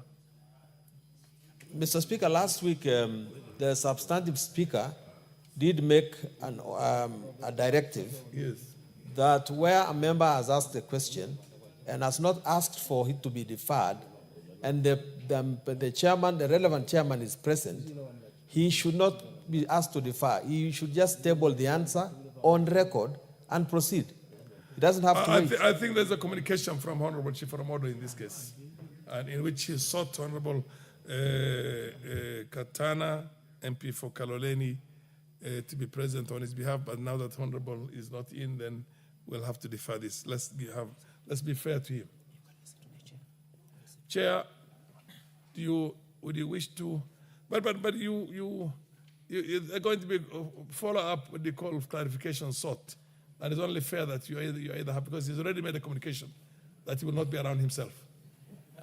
True, Honorable Speaker, and he did actually assign a colleague too, but at the same time, Honorable Speaker, actually I don't have the response ready. Okay. But I've been promised by the ministry that it could be possibly ready by tomorrow. Fair enough. Then we defer this to a date when the response is up. Next question is the Honorable Wanjiru Mutonga, mother of the Honorable Samuel Gachobe, MP for Subukia. Proceed.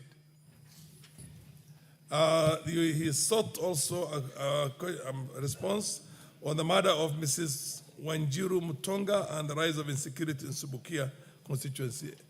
Yeah, I have the response, Honorable Speaker, ready.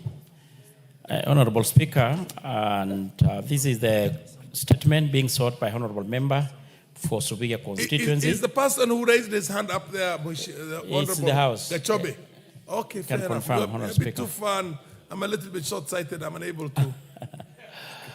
Yeah, Honorable Samuel Gachobe. And Honorable Speaker, that is in regards to the murder of one Wanjiru Nganga Mutunga and the general rise of insecurity in Subukia constituency. And in particular, Honorable Speaker, the member wanted to know, one, step being taken to ensure thorough and expeditious investigation into the circumstances surrounding the disappearance and the murder of Wanjiru, that is Shiro, and the swift apprehension and prosecution of perpetrators of a murder. Two, the strategies being deployed to guarantee safety and insecurity of residents in Nakusi, Baraka, Limuru, and Kiborojo town in Subukia constituency and the surrounding areas, and in light of the prevailing fear of potential attacks. And I want to state as follows, Honorable Speaker.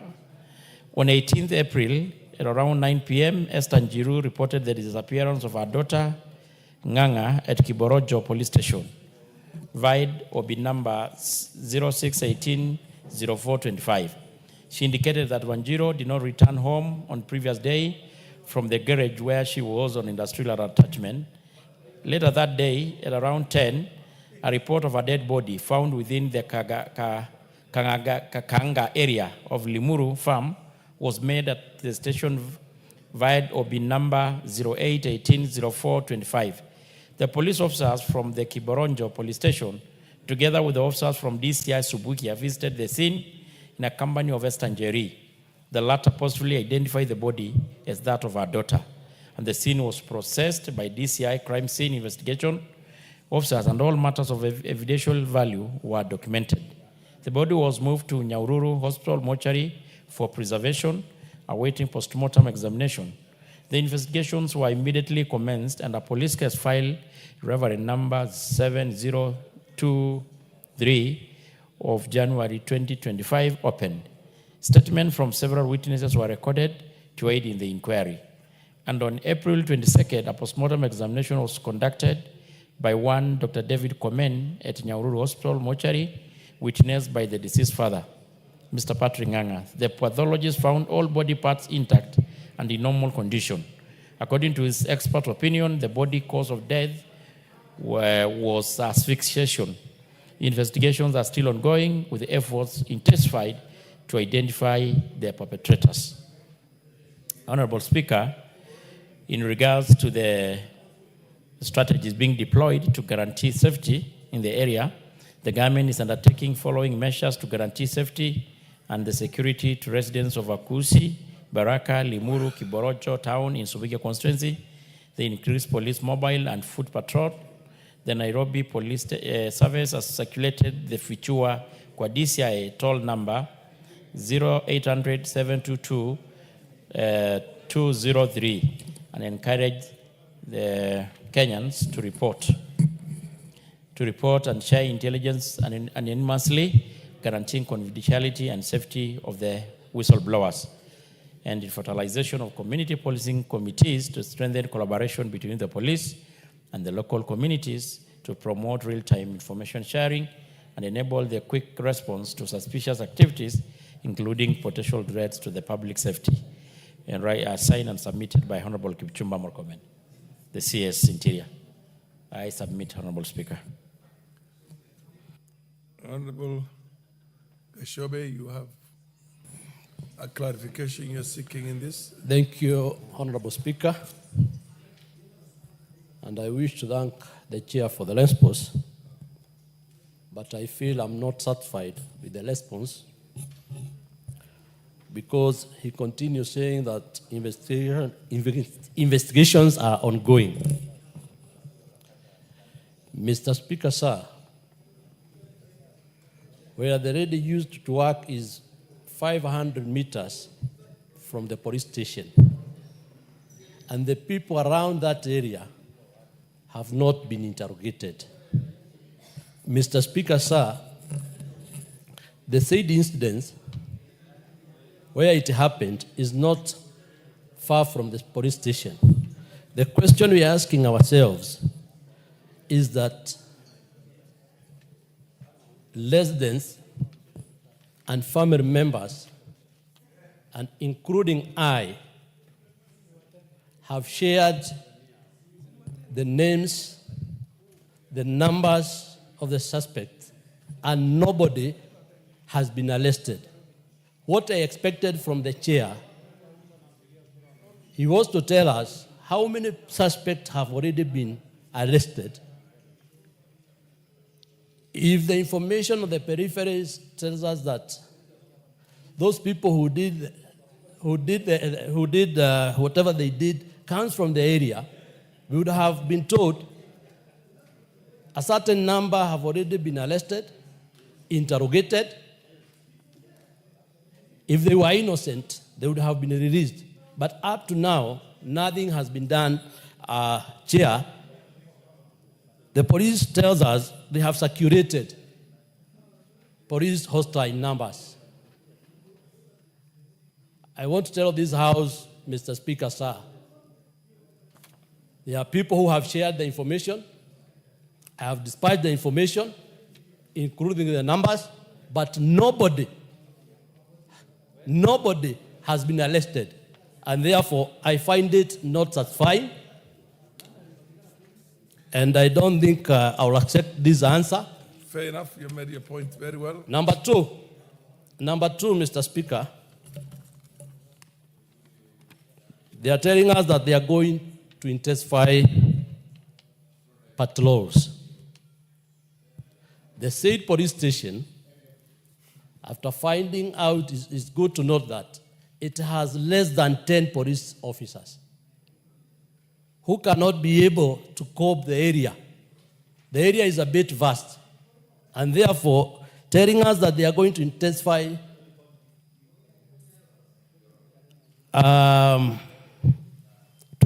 the patrol, I find it very difficult. What I have heard from the chair is that they are doing all efforts to add more police officers so that they can be able to intensify the patrol. Number two, the said station has no patrol vehicle, which makes it very difficult to patrol the area. And therefore, Chair, I will plead with the Chair for an additional information because I felt what was presented here not satisfying. Thank you, Chair. Thank you, Speaker. Honorable Martha Wangari. Thank you, Mr. Speaker, for indulging me to ride on this statement by my counterpart from Subukia. And Mr. Speaker, the issues Honorable Gashofe has raised are widely Nakuru issues. Just yesterday, a gang actually killed a police officer. Just last week, we had a child that was literally butchered in Barnabas. The issue of security in Nakuru is getting out of hand. We do not have enough policemen. We do not have even motorcycles. The station at Pakawa, which is shared between myself and Honorable Gikaria and Honorable Njoki in Bahati, has no single motorcycle, not a vehicle, and gangs are roaming day and night, Mr. Speaker. So I would wish that the CS Interior, through the chair of the committee here, takes very serious cognizance of the issues happening in Nakuru, and that killing of that police officer should be a wake-up call to what is happening, Mr. Speaker. Thank you, Mr. Speaker. The Honorable Minority Whip. Yes, your point of order? Or point of information, you said? What's your point? Call it point of clarification. I know the standing orders are sometimes misleading. Mr. Speaker, taking into account the seriousness of this issue, considering the answer given by the chair, taking into account the limitations by chairs of committees in getting proper, responsive answers, will I be right to suggest to the Honorable Samuel and other affected members to file a petition through this House, have it referred to the committee, allow for public engagement, so that in that process, the committee will be in a position to write a report that will reflect on the evidence on the ground, so that this House gets also an opportunity to get an answer that befits the situation that you are describing. Thank you, Mr. Speaker. Honorable Miri. Thank you, Mr. Speaker, for giving me this opportunity. Mr. Speaker, my concern is that there is an alarming rise in cases of femicide. Many young girls are being found dead. Just I think last week, 2 girls in Siaya were found dead. One a school student who was called up, God knows by who, and then she was found raped and murdered. Mr. Speaker, I know the President has tried and given some money towards sensitization. But Mr. Speaker, when the security agencies are very minded in finding the culprits, they act fast. Mr. Speaker, would I be in order to ask that they prioritize the issue of gender-based violence? We are losing a lot of our young girls. And so that when you have such cases, in the same way that we are moving with a lot of speed over other crimes, we should move with the same speed to arrest the culprits. Otherwise, they will continue murdering girls because they know they can get away with it. Thank you. Honorable members and Honorable Dr. Makali, what exactly do you want to raise? Mr. Speaker, thank you so much. I just wanted to write on the issue raised by the 2 honorable members, and this is the issue of security in most of our areas, Honorable Speaker. You know, Honorable Gachobe has said some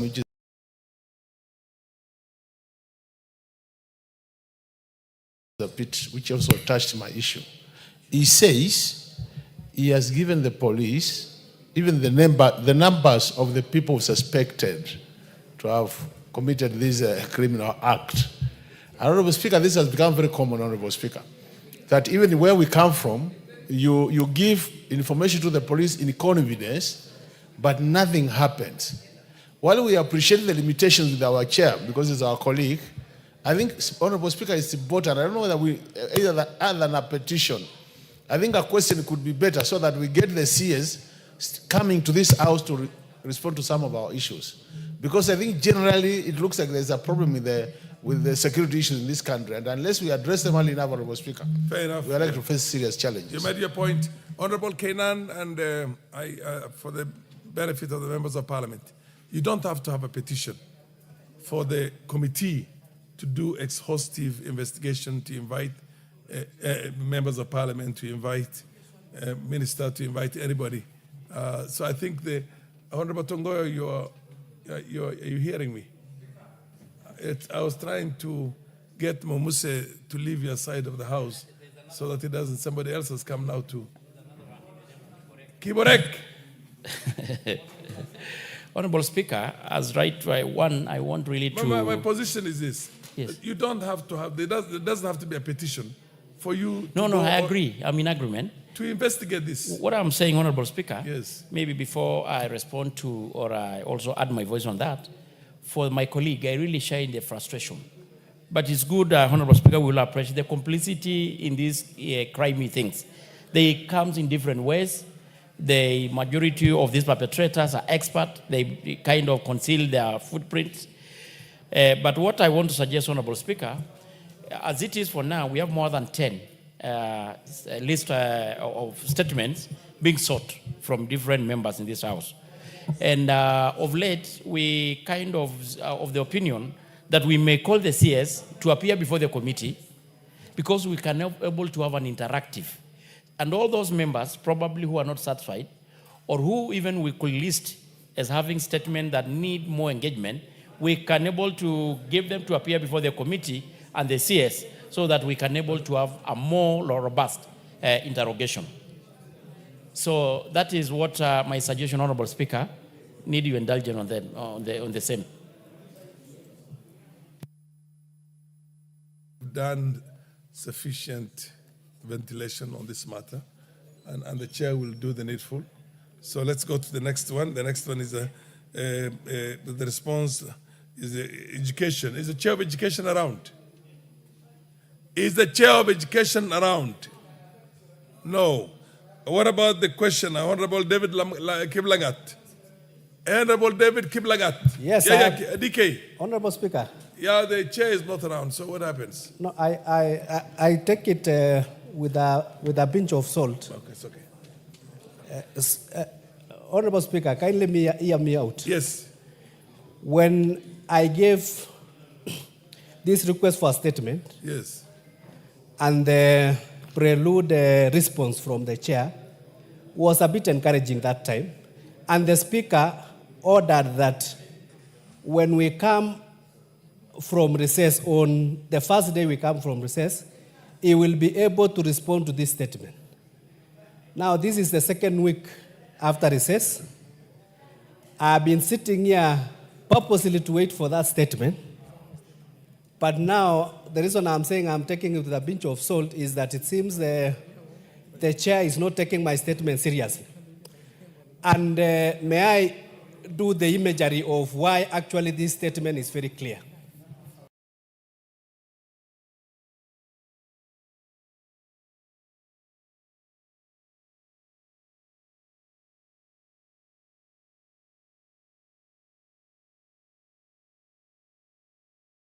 Is that I have a teacher in Bwai Primary School.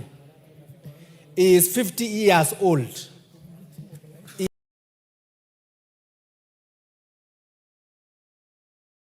has a TAC number. He has never been employed. And he's just now 10 years to retirement. What makes it worse, he was telling me that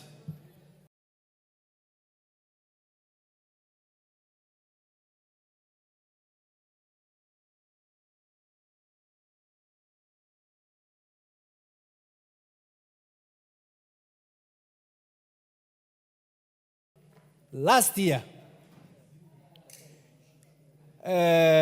another teacher, may I explain so that we understand? Another teacher who is about 24 years old was employed, I don't know to say how, and he has been waiting patiently for 50 years. And when he went that day to sleep, he found himself waking up at 3 a.m.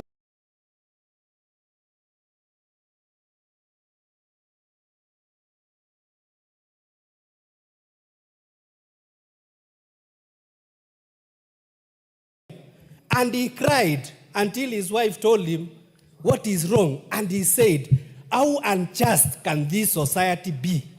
So I wish the chair takes that statement very seriously and be able to make sure that they can do the affirmative action so that we have all the teachers who are 45 years and above being employed, watoe jam so that we can employ the young ones. That's all. What's your point of information, Honorable? Yeah. Do you wish to be informed? But in any case, it was on a point of order, so you cannot have a point of information on a point of order. So maybe I can finalize. I wanted to beseech No, but the he chair. wants to inform the House something, and the chair has given him. I think he has given up. Yeah, no, he has not given up. Mr. Speaker, if Honorable Kiblagat accepts, he's aware today there's a change of leadership at the TSC. I am not in any way trying to advocate or talk about the absence or the presence of the Honorable Meli. But today, there's a change of leadership at TSC.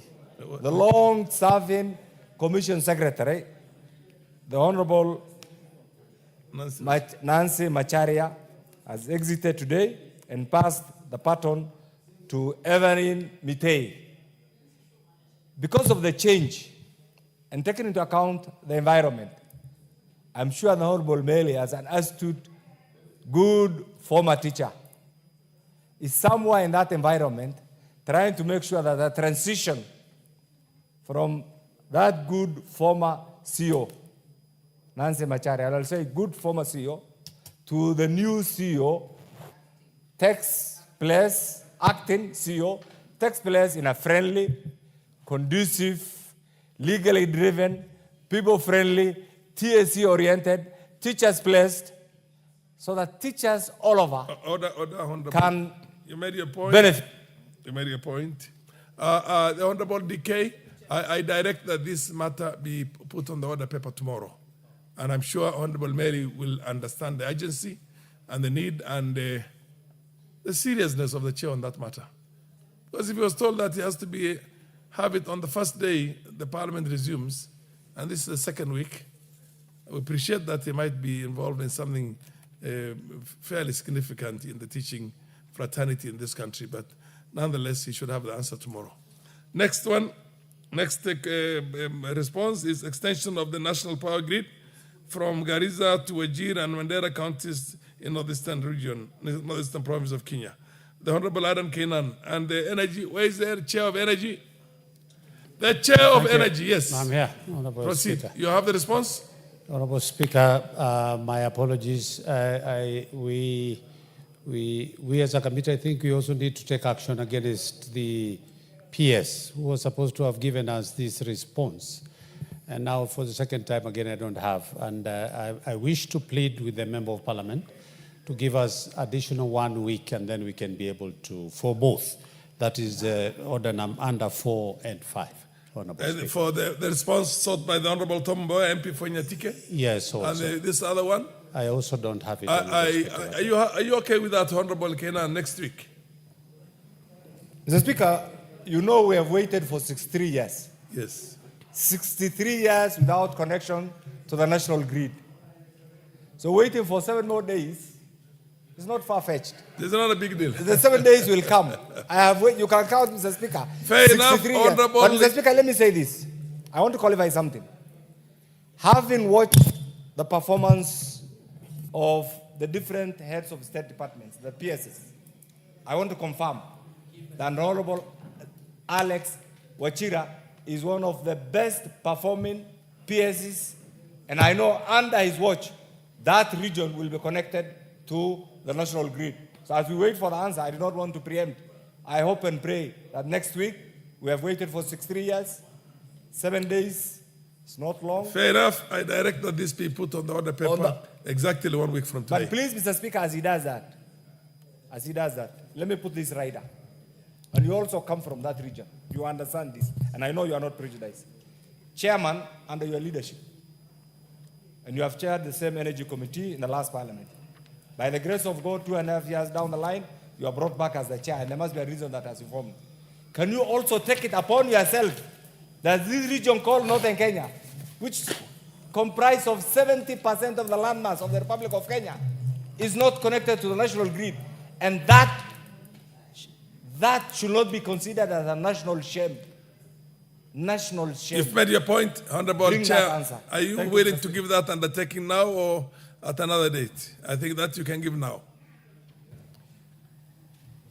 give the Honorable Chair of Energy Department the Thank you, Honorable Speaker. mic. I totally want to agree with Honorable Kainan. That you give an undertaking. Yes, I give an undertaking by next week. I'll have that, and I No, want no, also. no. You haven't had his question. He says, can you give an undertaking that under your watch, Yes, that's where that I'm the headed North to. is going to be connected to the Actually, national grid?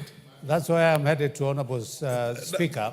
Great. That we will be the commitment by this government to be able to Good take to hear that. the Good to hear Northeastern that. under national grid. Both will be done. what they call Thank responses you. 4 and 5 are deferred to next week, the same day today, on an afternoon, on Tuesday afternoon next week. Then the other one is health. Is the chair of health around? Where is he? Seme MP. Okay, these are the challenges faced by teachers and police officers in accessing medical services under medical insurance.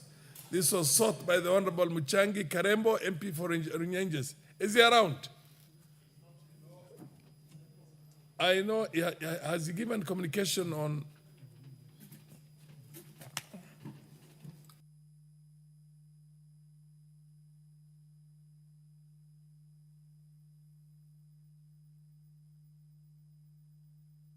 Let's give the Honorable Karemba MP for Runyenjes the benefit of doubt, because for 3 good days, along with me and the Honorable Chair for JLAC, the Honorable Murugara, we've been holed up somewhere.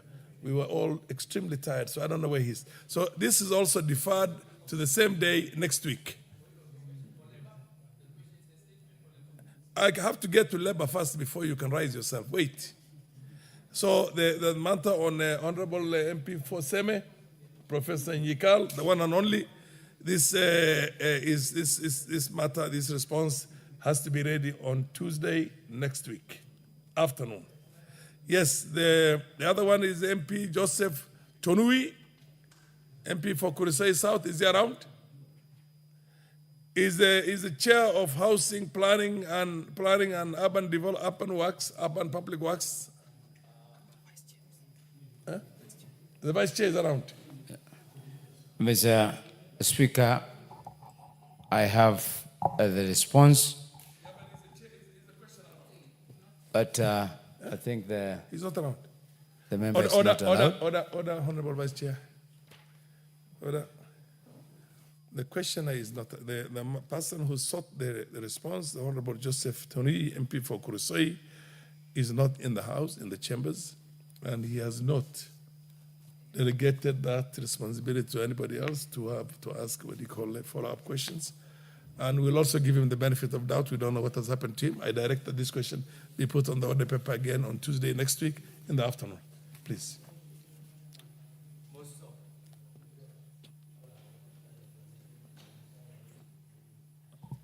Most obliged, Mr. Speaker. Thank you. The Honorable is the Chair for Lands in the House.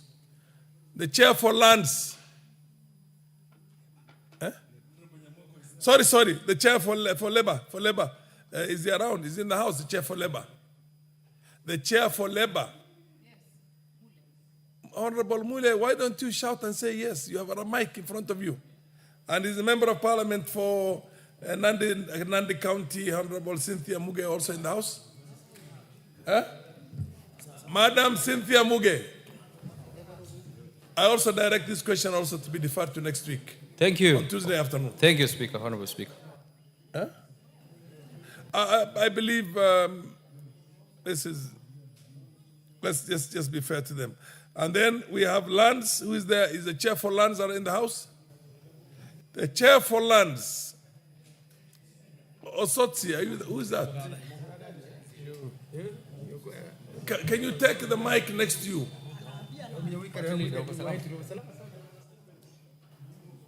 Is that the Honorable Machau Waidaka? Are you the Chair of Lands? Honorable Speaker, I'm the Chair for Lands. And the Honorable Machau Waidaka, MP for Kiambu? Is not around, but I want to confirm to the Honorable House that this statement was answered to on 5th of December 2024. So it's appearing for the second time. I don't know how it came it came about. Fair enough. This has got to be expunged now because it has already been dealt with before. Am I right? This matter has been addressed. And the last one is the Honorable Faisal Bada, MP from Sambweni. And the Chair for Lands, are you in possession of the answer for Honorable Faisal Bada? Yeah, we'll request for 7 more days. The response to the statement is not okay. ready. I saw direct that this question be put on the order paper on Tuesday, Wednesday after, well, is it Tuesday or Wednesday? Tuesday afternoon next week. Now we go back to the old order. We're going back to order number 14. Order number 14, Yeah. motion, ratification of the agreement on fisheries subsidies. Martha.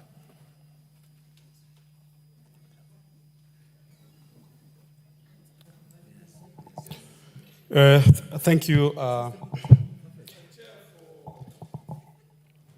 Blue.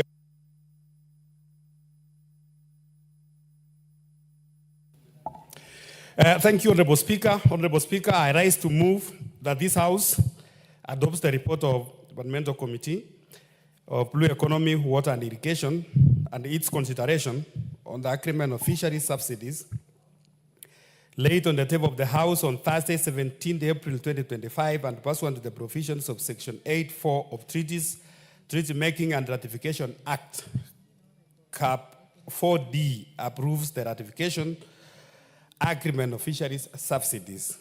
Honorable Speaker, the agreement on fisheries subsidies was adopted at the 12th WTO Ministerial Conference in Marrakesh, Morocco in June 2022. The agreement's main objective is to promote a sustainable fishing by curbing harmful subsidies, protecting marine resources, and ensuring fairness in global fisheries trade. Honorable Speaker, Article 2, Sub-Article 5 of our Constitution, 2010, provides that the general rules of international law shall form part of the laws of Kenya. And Article 2(6) further states that any treaty or convention ratified by Kenya shall form part of the laws of Kenya under this constitution. Mr. Speaker, the agreement seeks to balance the livelihood of fishing. The agreement incorporates a special and differential treatment provisions, offering flexibility and extended implementation timelines for developing and least developed countries. Mr. Speaker, Madam Speaker, allow me to highlight to members what a treaty is all about. This fishery subsidies, Honorable Speaker, it has several articles. Article 1 of the treaty, Madam Speaker, specifies that the disciplines apply only to marine wild capture, fishing, and fishing-related activities at the sea. Thus, the agreement covers activities such as the onboard processing and transshipping of catch, but excludes the onshore, pre- and post-harvest activities such as packaging and processing. The Article 3 of this treaty, Honorable Speaker, prohibits the WTO members from granting subsidies to vessels or operators found to have engaged in illegal and unregulated fishing. This provision is activated upon determination by the coastal state, the flag state, or relevant regional fisheries management organization, or that kind of arrangement. Madam Speaker, the agreement also establishes an institutional arrangement for monitoring implementation. And Article 9 of this treaty creates a committee composed of representatives from each member state. The committee will meet biannually to oversee the operations of the agreement and to review information provided by members at least every 2 years. Madam Speaker, the committee noted that upon ratification, the Kenya would be required to align its laws, the regulation, and the administrative procedures with the agreement. And this includes providing a description of its fisheries regime, citing relevant national laws and procedures within 1 year of the agreement entry into force, and promptly notifying the WTO of any subsequent changes. Madam Speaker, the committee further observed that the Kenya must regularly notify the WTO fisheries subsidies to facilitate surveillance of implementation. Effective stock assessment and the related programs will be key to fulfilling this obligation. Additionally, Madam Speaker, the committee noted that the agreement does not allow the state parties to enter reservations. However, Article 9, Article 4 of this treaty provides for a comprehensive review after 5 years. This one, Madam Speaker, so that if there is some reservation from a country, after every 5 years, they meet so that they can review. These reviews could result into the amendment based on a practical implementation experience. So, Madam Speaker, this is a treaty for fisheries. And Kenya, Madam Speaker, and especially in this new sector, which is a new economic front, Madam Speaker, we are still new in blue economy. Many countries, they have gone ahead for many years. Many of their revenues they have been getting through fishing. And Madam Speaker, this is a subsidy treaty where countries sign to make sure that the fishing in their countries, either those who are coming in to fish in our country or even those who have the capacity to do a deep sea fishing, Madam Speaker, they are regulated. And then it provides also some subsidies so that as a country, if we have to tap our resources in the deep sea, we have some subsidies for those who want to invest, maybe in terms of taxation and such things or such subsidies, Madam Speaker. So this is just a regulatory treaty, and it has been signed by many countries, especially the countries which are bordering the Indian Ocean and many other coastal lines, Madam Speaker. So, Madam Speaker, that is just the input of this, why we need to ratify this treaty as a country, as provided for under our Constitution, Article 2, Article 6 of the Constitution.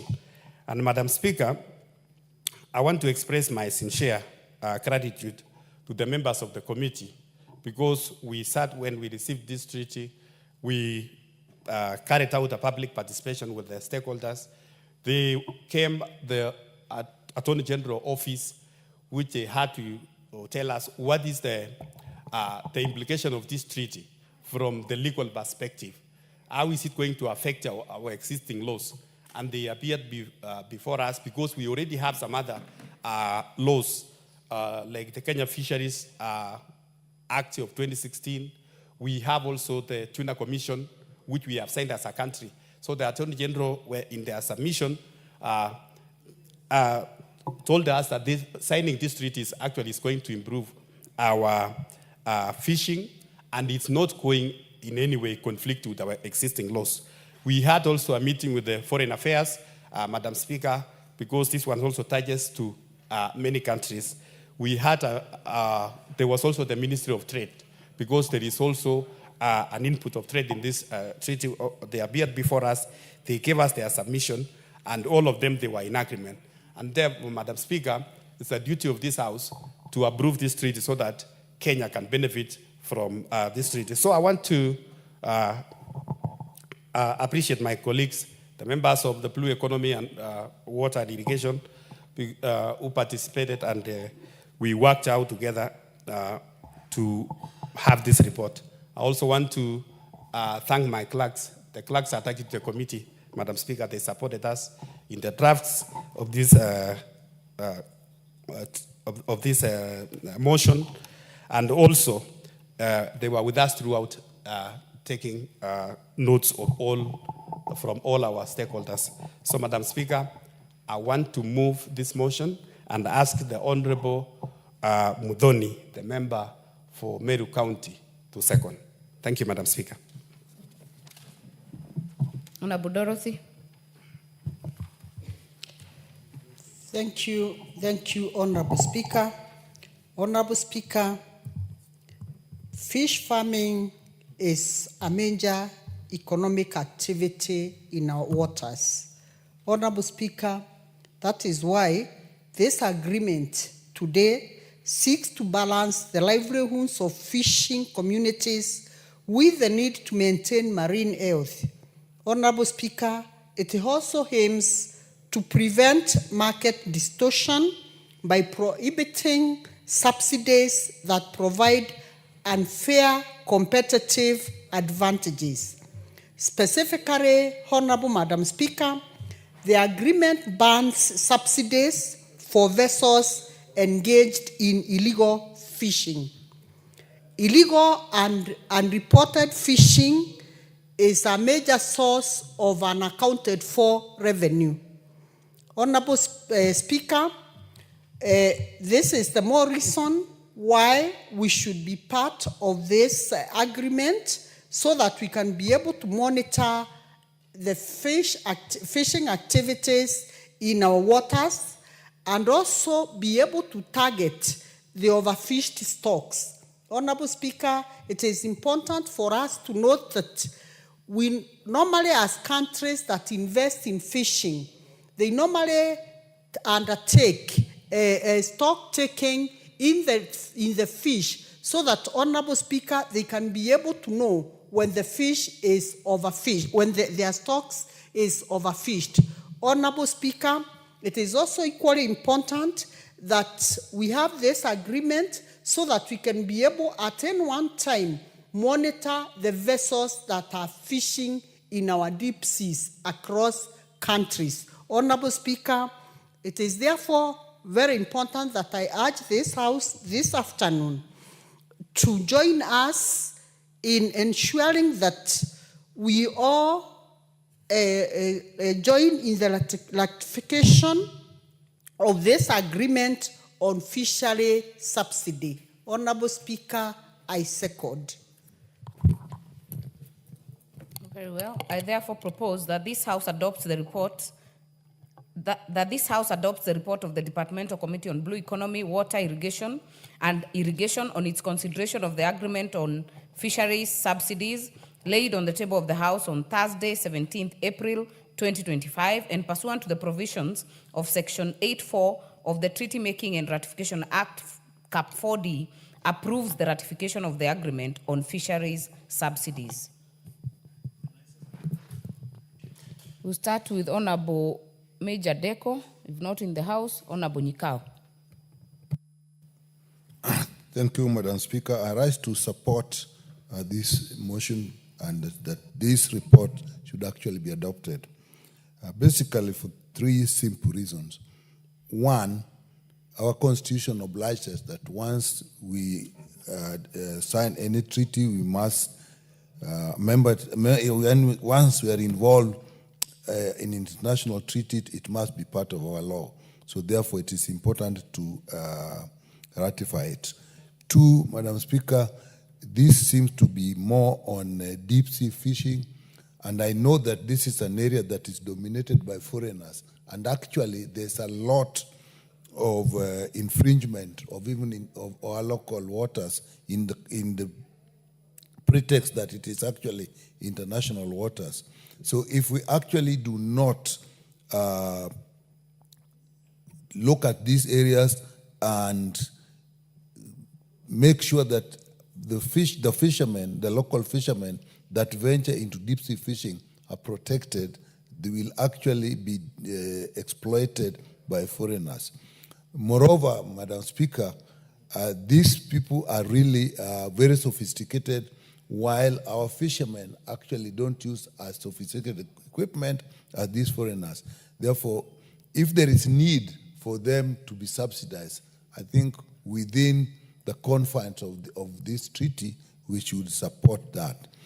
The third reason, Madam Speaker, is that it gives me opportunity to address the chair of this department, because, Madam Speaker, locally in the inland lakes, we actually have a much bigger need, and our blue economy is actually addressing this, trying to improve the fishing, trying to improve the gear that we use, and trying to support our people. And what is happening is actually the fish stocks are dwindling, the gear that are used are actually deleterious to the fish stocks. So they literally catch everything. And this is a big problem, particularly in Lake Victoria. And more, there is a lot of clashes with our neighbors, particularly Uganda, but to some extent Tanzania. And a lot of fishermen are arrested very often, and their gear are actually confiscated and destroyed. So as we protect the deep sea fishing and international waters, we must also look at locally. And as the second I indicated, fish farming, particularly in the lake, is actually a big area that can be exploited with a big potential. And I think we need to look at it, how we protect them, how we give subsidies in this area. Fortunately, as we have heard, this treaty deals with deep sea fishing, but which means we can actually support and subsidize our local fish farming, which are coming from the lakes. So I think we are likely to get a lot more output from our lakes than even from the deep sea. So as we protect them with this international treaty, let us also look at what is happening locally. So I don't know, it meant deep sea.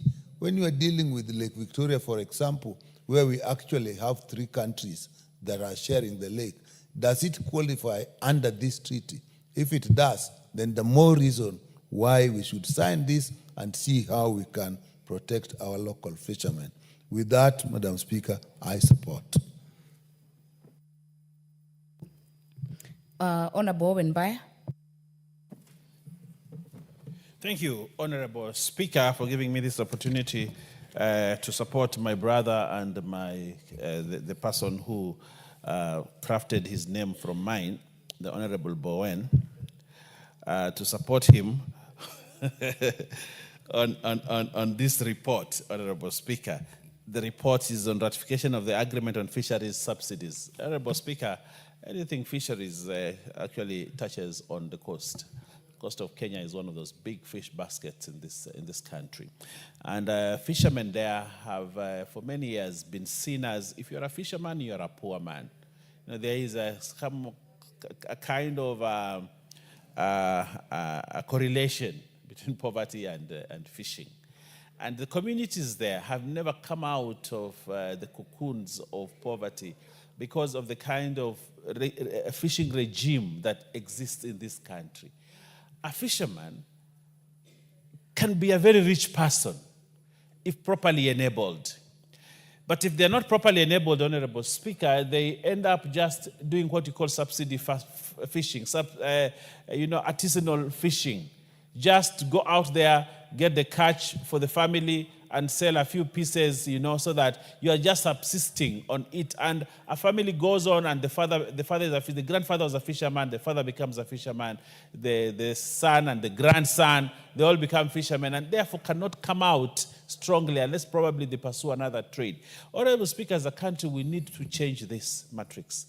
We need to change this thing. It is hurting families that otherwise would have been richer if we gave them proper fishing gear and gave them a proper legal regime to fish. Honorable Speaker, it will shock you today. A fisherman that goes to sea, when he leaves home with his nets and gets to the beach, he'll be asked, and I want the Honorable Kagogo to listen to this so that he can help fishermen. When he arrives there, there is somebody from KWS asking him a question.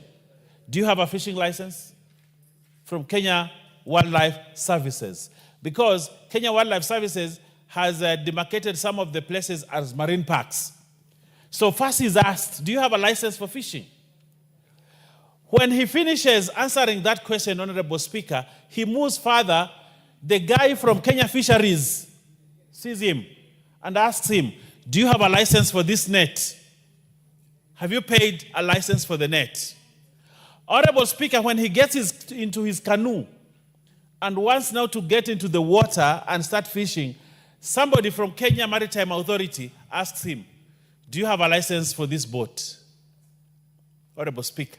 Before he even goes further, the Kenya Coast Guard is there asking him, who allowed you to come into these waters? Before he even finishes all that, the forestry people are there asking, how did you make this boat? Did you use a tree? Did you get a license for this tree? There are a plethora of licenses that a fisherman must have. And these licenses, Honorable Speaker, in fact, the other person that will come and ask him is the tourist police. The tourist police will tell him, you know, you're not allowed within these boundaries because in here, there are tourists here we must protect. When he finishes fishing and brings the catch, there are people from fisheries telling him, why did you fish this species? This species is illegal, you cannot fish it.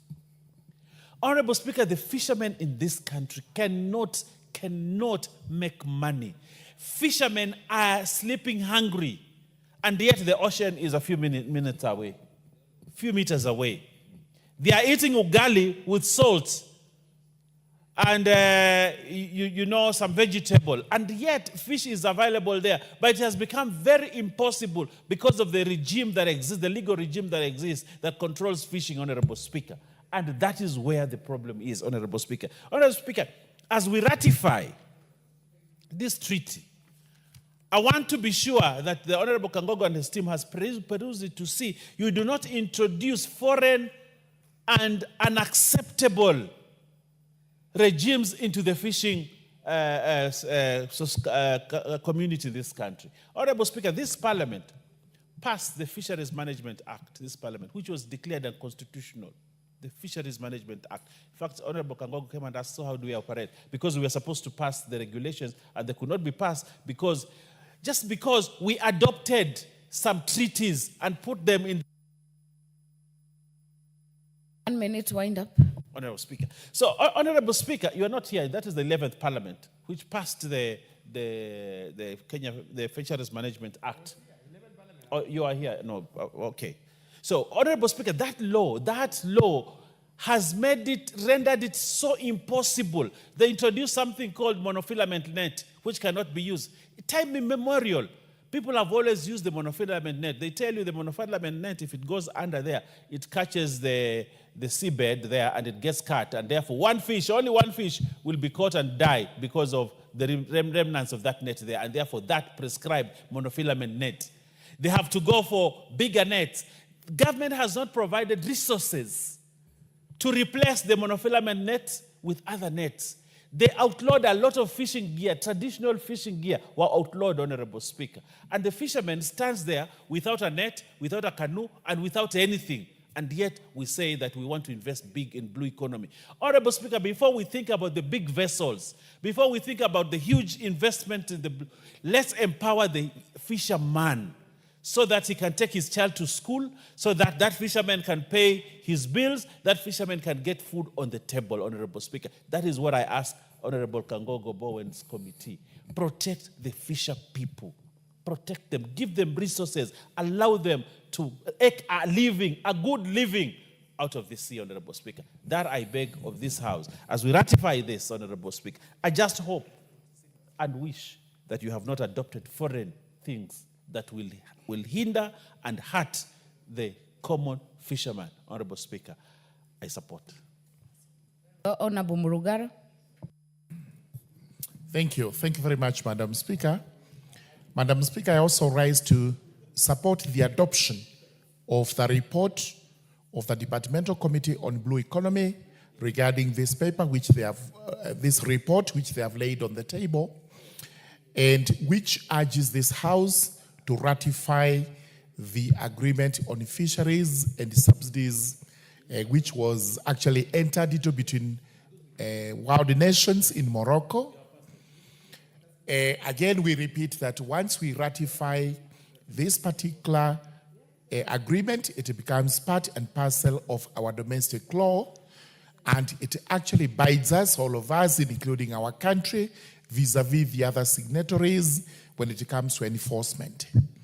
I know very well that we have a treaty-making bill which is pending, and the purpose of this bill is to urge the executive or to compel the executive to be involving this House in the treaty negotiations, treaty agreements, international contracts, so that as the executive goes into this, from step one, time to time, Parliament is informed and involved in what is being done.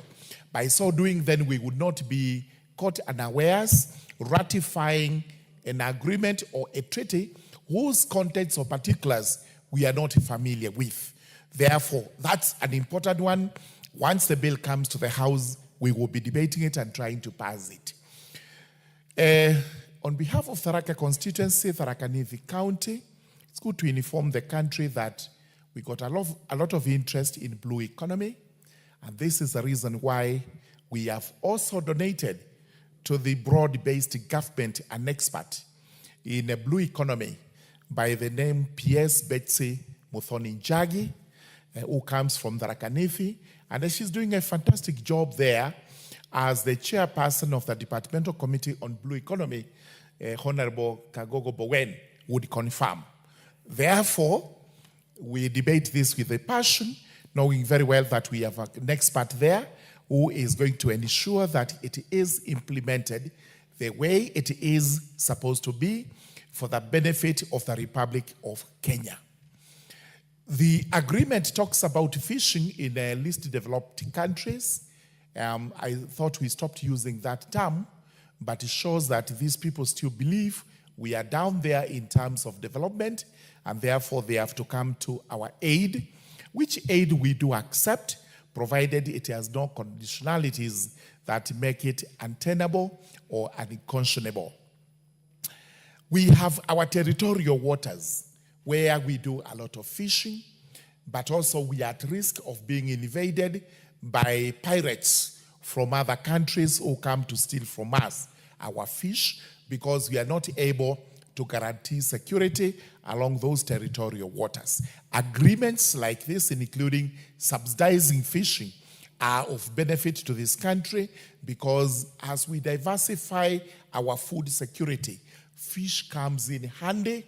We do not have to go to China to bring in fish whose source is not clear to us. And sometimes we are given interesting stories about plastic fish coming from certain countries. We know the high seas, the deep seas also. There's a lot of wealth down there, but we do not have the resources to go into the deep waters to mine. If this agreement is actually going to assist in the fishing by giving to us the subsidies, it's a welcome development.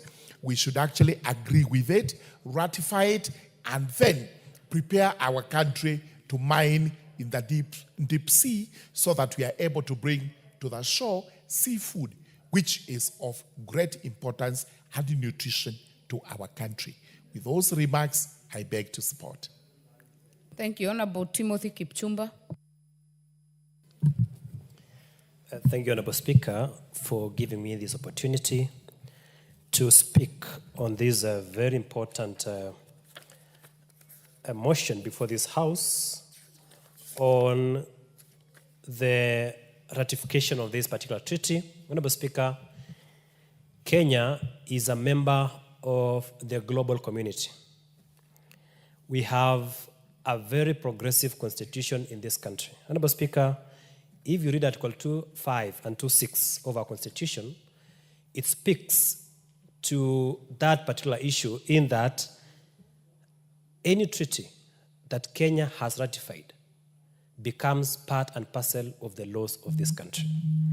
Honorable Speaker, I wish to thank the Kangogo Bowen Committee because they complied fully with the relevant legal provisions insofar as matters to do with public participation is concerned.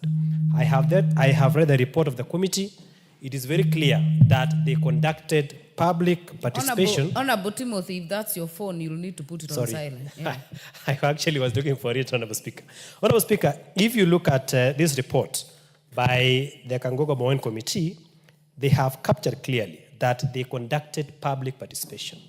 And that is in clear spirit with the provisions of the Constitution, which provides that the people of this country must speak to any document that this parliament passes. So that when we speak as members of parliament, we speak for and on behalf of the people of the Republic of Kenya, and we must also get their views before passing any document of this House. So, Honorable Speaker, this document has qualified insofar as the aspect of public participation is concerned. Honorable Speaker, Honorable Murugara, the chair of JLAC, has raised a very fundamental issue which I wish to associate myself with. And I'm happy that already there is a pending amendment to the Treaty Making and Ratification Act so that matters of public participation must also be conducted insofar as this House is concerned. Honorable Speaker, sometimes we find it awkward when we encounter these documents firsthand at the floor of the House. Honorable Speaker, if you read the way the Treaty Making and Ratification Act is the wording of the particular provisions of the sections of the law, it provides that Parliament has no role actually. Our role is just either to accede as a whole or to provide for some reservations, but we have no say on the documents. So, Honorable Speaker, that bill that the Honorable Murugara has talked about, the amendment bill on Treaty Making and Ratification Act, is very important so that members of Parliament in this House can have a say on these treaties before the chairs of committees bring it before the floor of the House. Honorable Speaker, having said that, I have also read the report of the committee. One is the importance of us as a House ratifying this treaty is that we will guarantee security to our fishermen.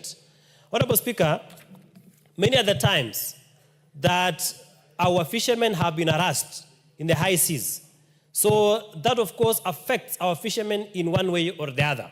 So it is incumbent upon this House to protect our fishermen because that is an area that we must invest in this country so that we can be able to earn revenue as a country. Honorable Speaker, the report also says that it will promote sustainable fisheries to support food security, poverty alleviation, and the preservation of marine biodiversity. If there is a biodiversity, Honorable Speaker, that we must protect in this country and has been left out in law is the marine biodiversity. So I believe that the ratification of this particular treaty will promote the issue of marine biodiversity in this country, and it will be progressive if we ratify the same as a House so that we can protect that particular diversity. Honorable Speaker, also to provide what we call a level playing field for fishers and fishery-related industries. Honorable Speaker, so that we compete as a global community, so that we progress as a country, we must be part and parcel of the international community insofar as establishment. 1 more minute for you, Honorable Kipchumba. Yes, Honorable Speaker. So that, Honorable Speaker, we become part and parcel of the global community so far as protecting our marine diversity is concerned, or biodiversity. Then, Honorable Speaker, we must be able to ratify this particular protocol. Honorable Speaker, also, in terms of sustaining the fishing industry in this country, there is no way that as a country we can be able to say we want to preserve and sustain our fishing industry without being part of the global community. Several countries have ratified this treaty, there is absolutely no reason, Honorable Speaker, as a country that there is no reason why, as a country, we cannot ratify this particular treaty. Honorable Speaker, also, if you read at this report, it says it will help in granting access to targeted technical assistance and capacity building support for developing country members and LDCs. Honorable Speaker, we are a developing country, and we appreciate that. And therefore, if we are to progress, Honorable Speaker, we have to do more technical assistance and capacity building in terms of supporting our fishing industry in this republic. Honorable Speaker, for those reasons, I support to the extent that this treaty complies with Article 61E and 69(1)A, which provides that these articles, that is, of course, what I've mentioned, are for productive, sustainable exploitation, utilization, management, and conservation of the environment and natural resources, as well as equitable sharing of accruing benefits. So, Honorable Speaker, this protocol, this treaty, complies with Article 2, 5, and 6, as well as Article 61A and 69(1)A of the Constitution. I thank you, Honorable Speaker. Very well. Member for Nakuru Town East, not in the House. If there is no more interest, we will call the mover to reply. Hold on, Honorable Kangogo. Member for Nyando. Honorable Speaker, I thank you for the opportunity. And on the same breath, I want to support this ratification on fishing, Madam Speaker. Madam Speaker, fish is a staple food in Kenya. And history has it that consumption of fish provides omega-3, which helps in brain development. And any family or any community that would want to have a lot of calcium in their bodies and omega-3 that feeds into developing their brain power, fish then becomes the best diet, Madam Speaker. Madam Speaker, our country has been exporting fish for a simple reason that we do not produce enough for our local consumption. And therefore, Madam Speaker, this ratification will also help in importing the shortage that we have as a country. But again, we need to put a lot of emphasis as a nation to grow a lot of fish, both in our lakes and outside our lakes, Madam Speaker. We also need to preserve certain species that are very rare in our country now, such as the Nile perch, which attracts a lot of markets outside our borders, Madam Speaker. We tried in the last 2 years, Madam Speaker, to impose certain tariffs on imported fish, but that was defeated, Madam Speaker, because we wanted to pay a lot of attention in growing a lot more to service our country, Madam Speaker. Madam Speaker, there has been something going on in our blue economy which relates to the fishing industry, Madam Speaker. This is about stock taking, which my friend Kangogo is well aware of. Now, why do we take stock of fish in our oceans, in our seas, Madam Speaker? The results of the stock take then gives you a global quota, because not every country can just fish, import or export without the international players. And this stock taking has been taking place. It is the results upon which we get our quota as a country on what we need to fish and export to the outside market, particularly this fish called tuna and sod, which attracts a lot of market in the international community, Madam Speaker.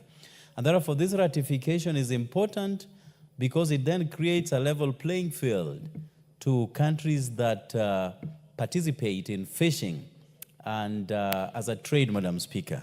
And therefore, I support this most important ratification, and I thank you for the opportunity. Honorable Kangogo, reply. Madam Speaker, thank you very much, Madam Speaker. And I want to take this opportunity to thank the honorable members who have contributed to the motion on ratification of this agreement on fisheries subsidies, Madam Speaker. And Madam Speaker, I want to say this, that this treaty, Madam Speaker, it's been adopted by so many other countries. There are about 65 other countries who have adopted this treaty.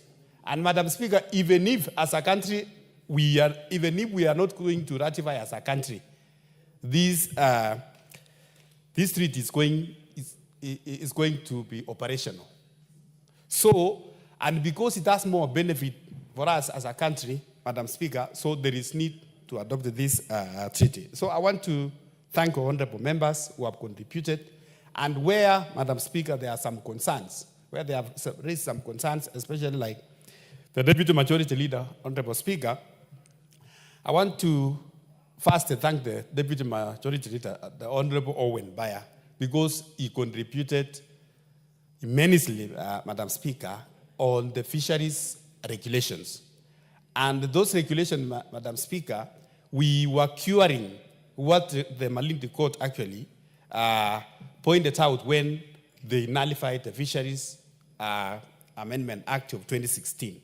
And I want to assure the honorable members who have raised concerns, I want to assure our fishermen, Honorable Speaker, both in the western part of Kenya and the coastal part of Kenya, that the new fisheries bill, which is before this House, it came for the first reading, Honorable Speaker, and is led by, it was read by, or it's moved by the little majority, Honorable Speaker. It's going to cure all the concerns. So, Madam Speaker, I don't want to say much on this. I want to move. I want to reply, Honorable Speaker, and thank all the members who have contributed. Thank you. Very well. We shall defer the putting of the question on this. Then we'll go to the next order. Order number 15, motion. Report on consideration of audited accounts of state corporations for Central Region. Honorable members, this is a resumption of debate, and Honorable Bissau was on the floor, has a balance of 8 minutes. If he's not in the House, then we will open it up for debate. If you're interested, you can press your buttons. If not, we can call the mover to reply.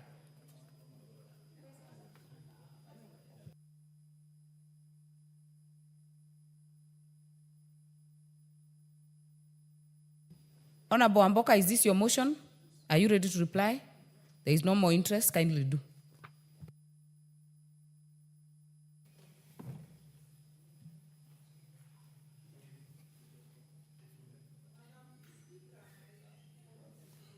Oh, she wants to reply.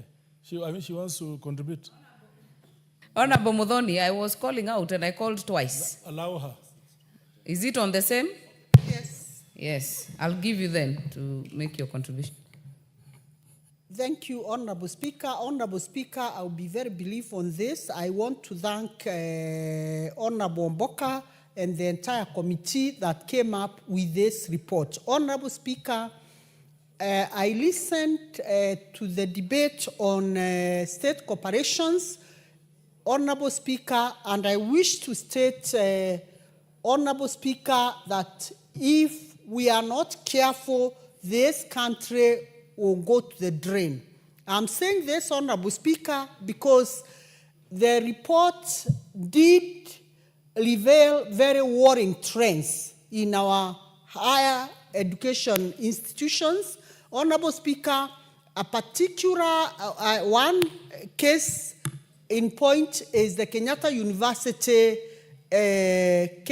University report that, Honorable Speaker, we are told that a whole area has been occupied by people who just entered the compound and decided to put up high-rise buildings in an institutional compound. Honorable Speaker, it is very worrying because this has happened, and it has happened when the institution has full management, Honorable Speaker.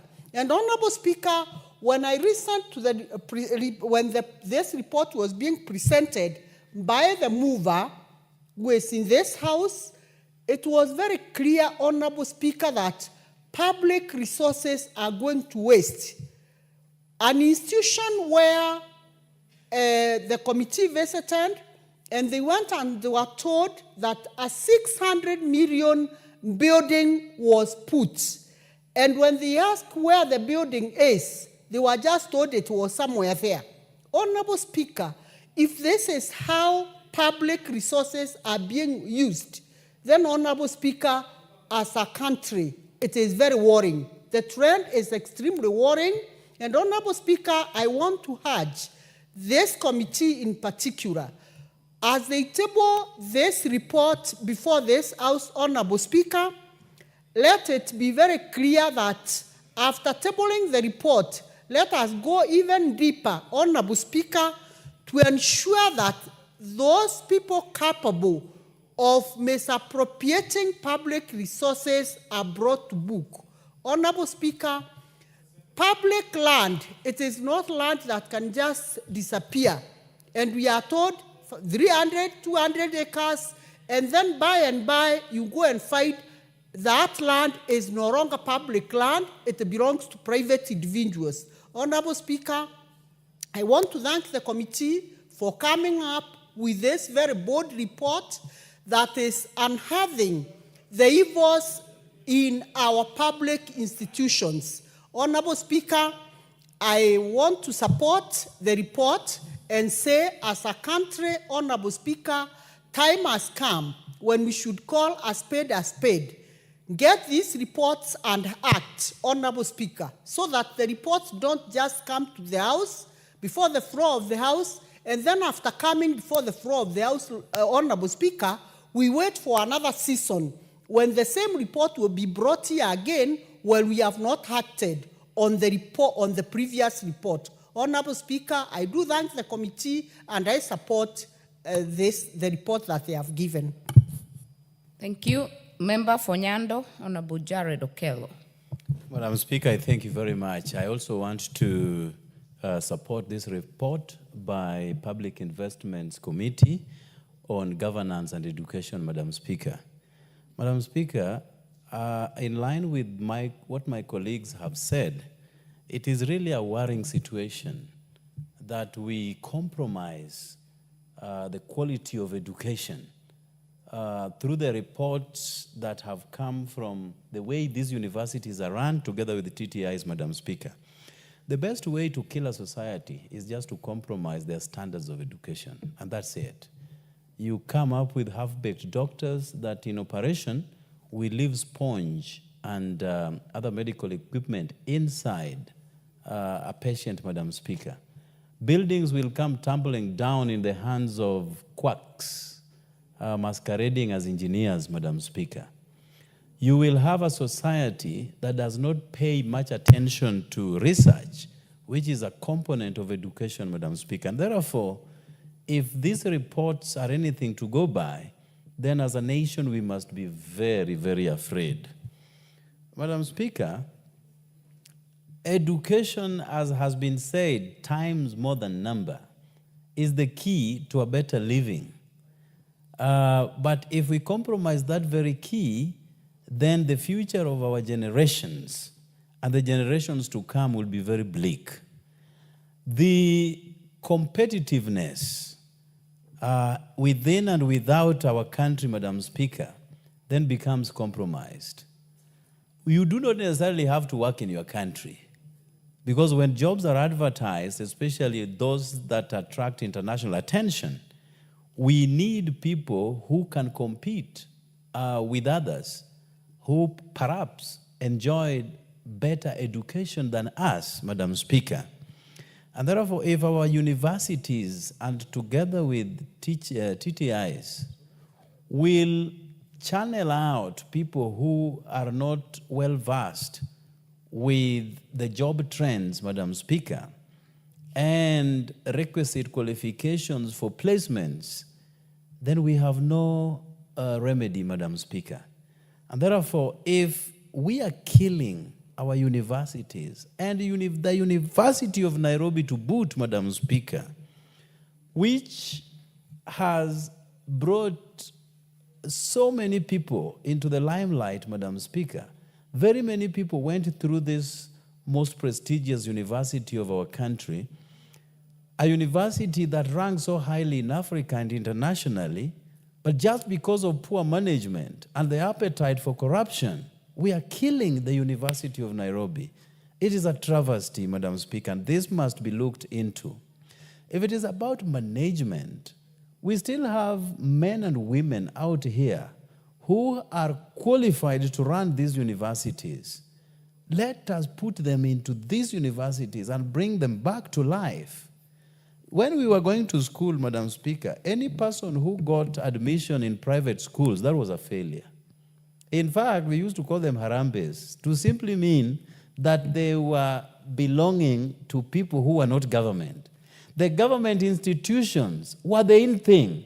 And each time we got letters from government institutions, we knew definitely that you have passed your exams.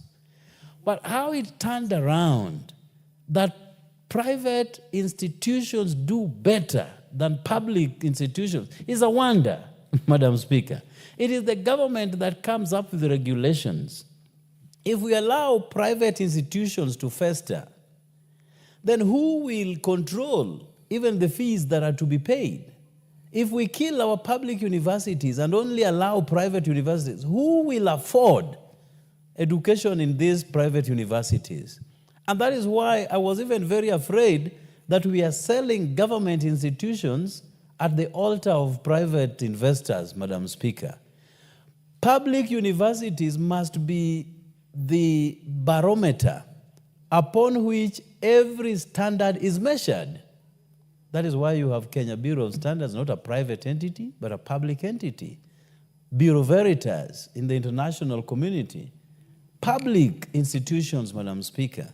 And therefore, if this report is adopted as is, we must reset this country and take it back to where it has been. Unfortunately, even with the advancements that we now have, with digital platforms, that our management then becomes a problem to us. You would have expected that with all these advancements, we would have better management of our institutions and our firms, Madam Speaker. But now the reverse is becoming true, that the current generation cannot run institutions. Institutions that our grandparents put a lot of their effort, sweat and blood, for them to be going concerns, Madam Speaker. And therefore, as a nation, there are many things that have gone wrong, but we have to step back, reflect, and retool anew for our country to move forward. And therefore, I support this report, Madam Speaker, and I thank you for the opportunity. Very well. Chair, now you can make your reply. Thank you, Madam Speaker. I beg to reply.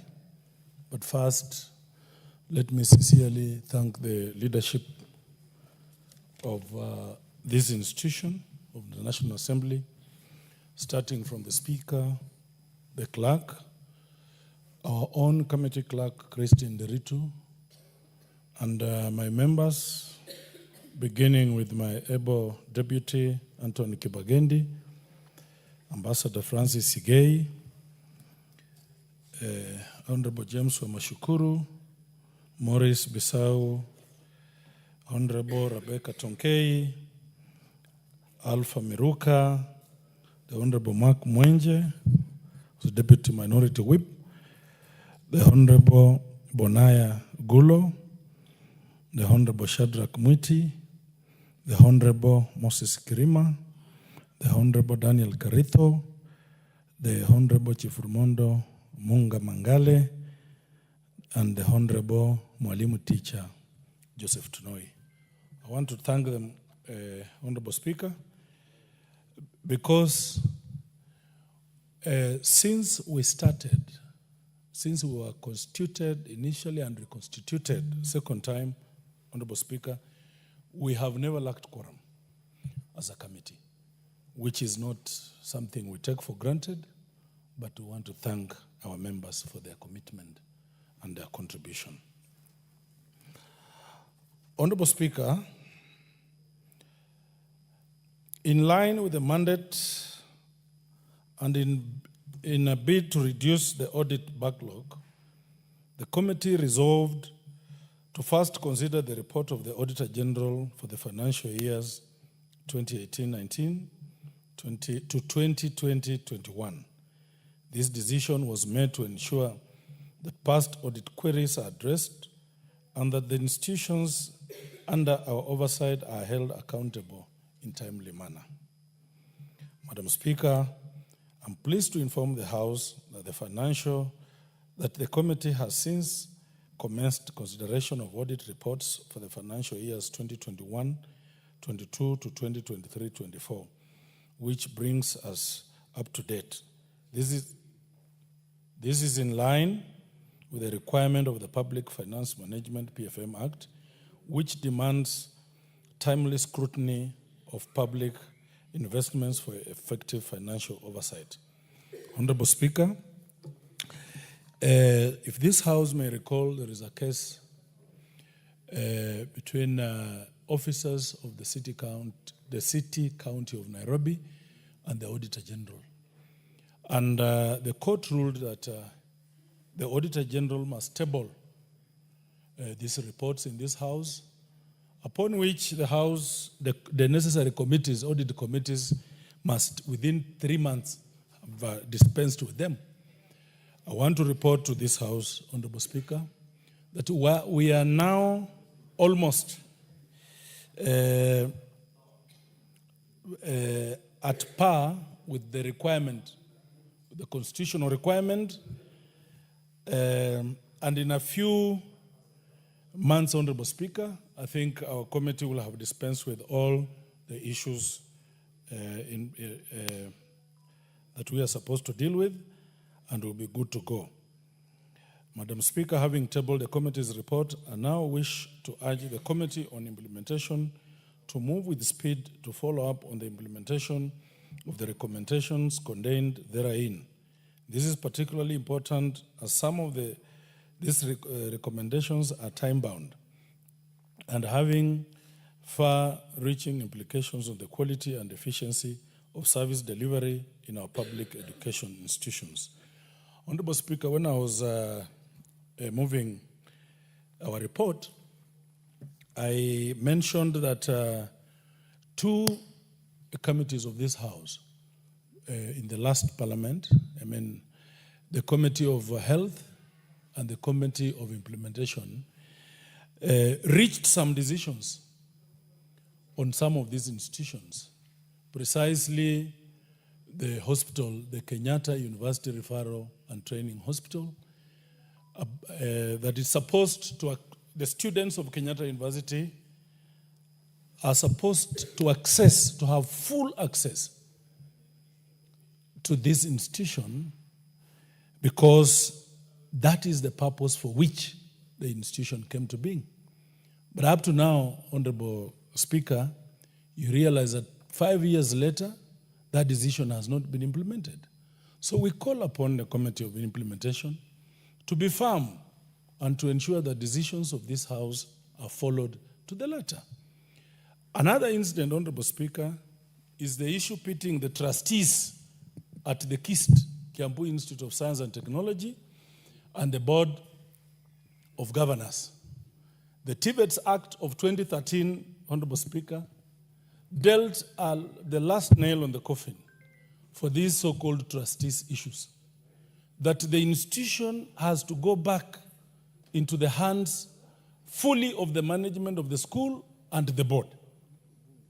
That, Honorable Speaker, the trustees have, without mandate, gone ahead and even borrowed, taken loans on the titles of these institutions.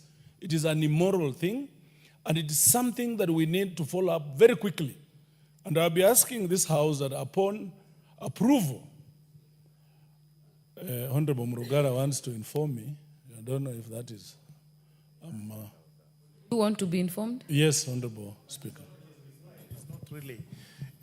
It's purely because the line he's taking is actually is on the motion, while this is supposed to be a reply. A reply is a response to what the contributors have said, where you feel you need to clarify. Otherwise, the line he's taken is like he's moving the motion again. Honorable Speaker, Honorable Murugara was not here. These issues were raised by members. And it's on that basis that I'm clarifying that 2 committees in last parliaments reached decisions about this. And up to now, it has not been implemented. We are asking the implementation committee to be more firm, Honorable Speaker, and to ensure that the management, the running of the institution of KIST goes back to the TVET itself. That is what we are saying, Honorable Speaker. And Honorable Murugara, next time, just be attentive to some of these things. You're a senior member and I respect you. Madam Speaker, key among the committee's recommendations are the following.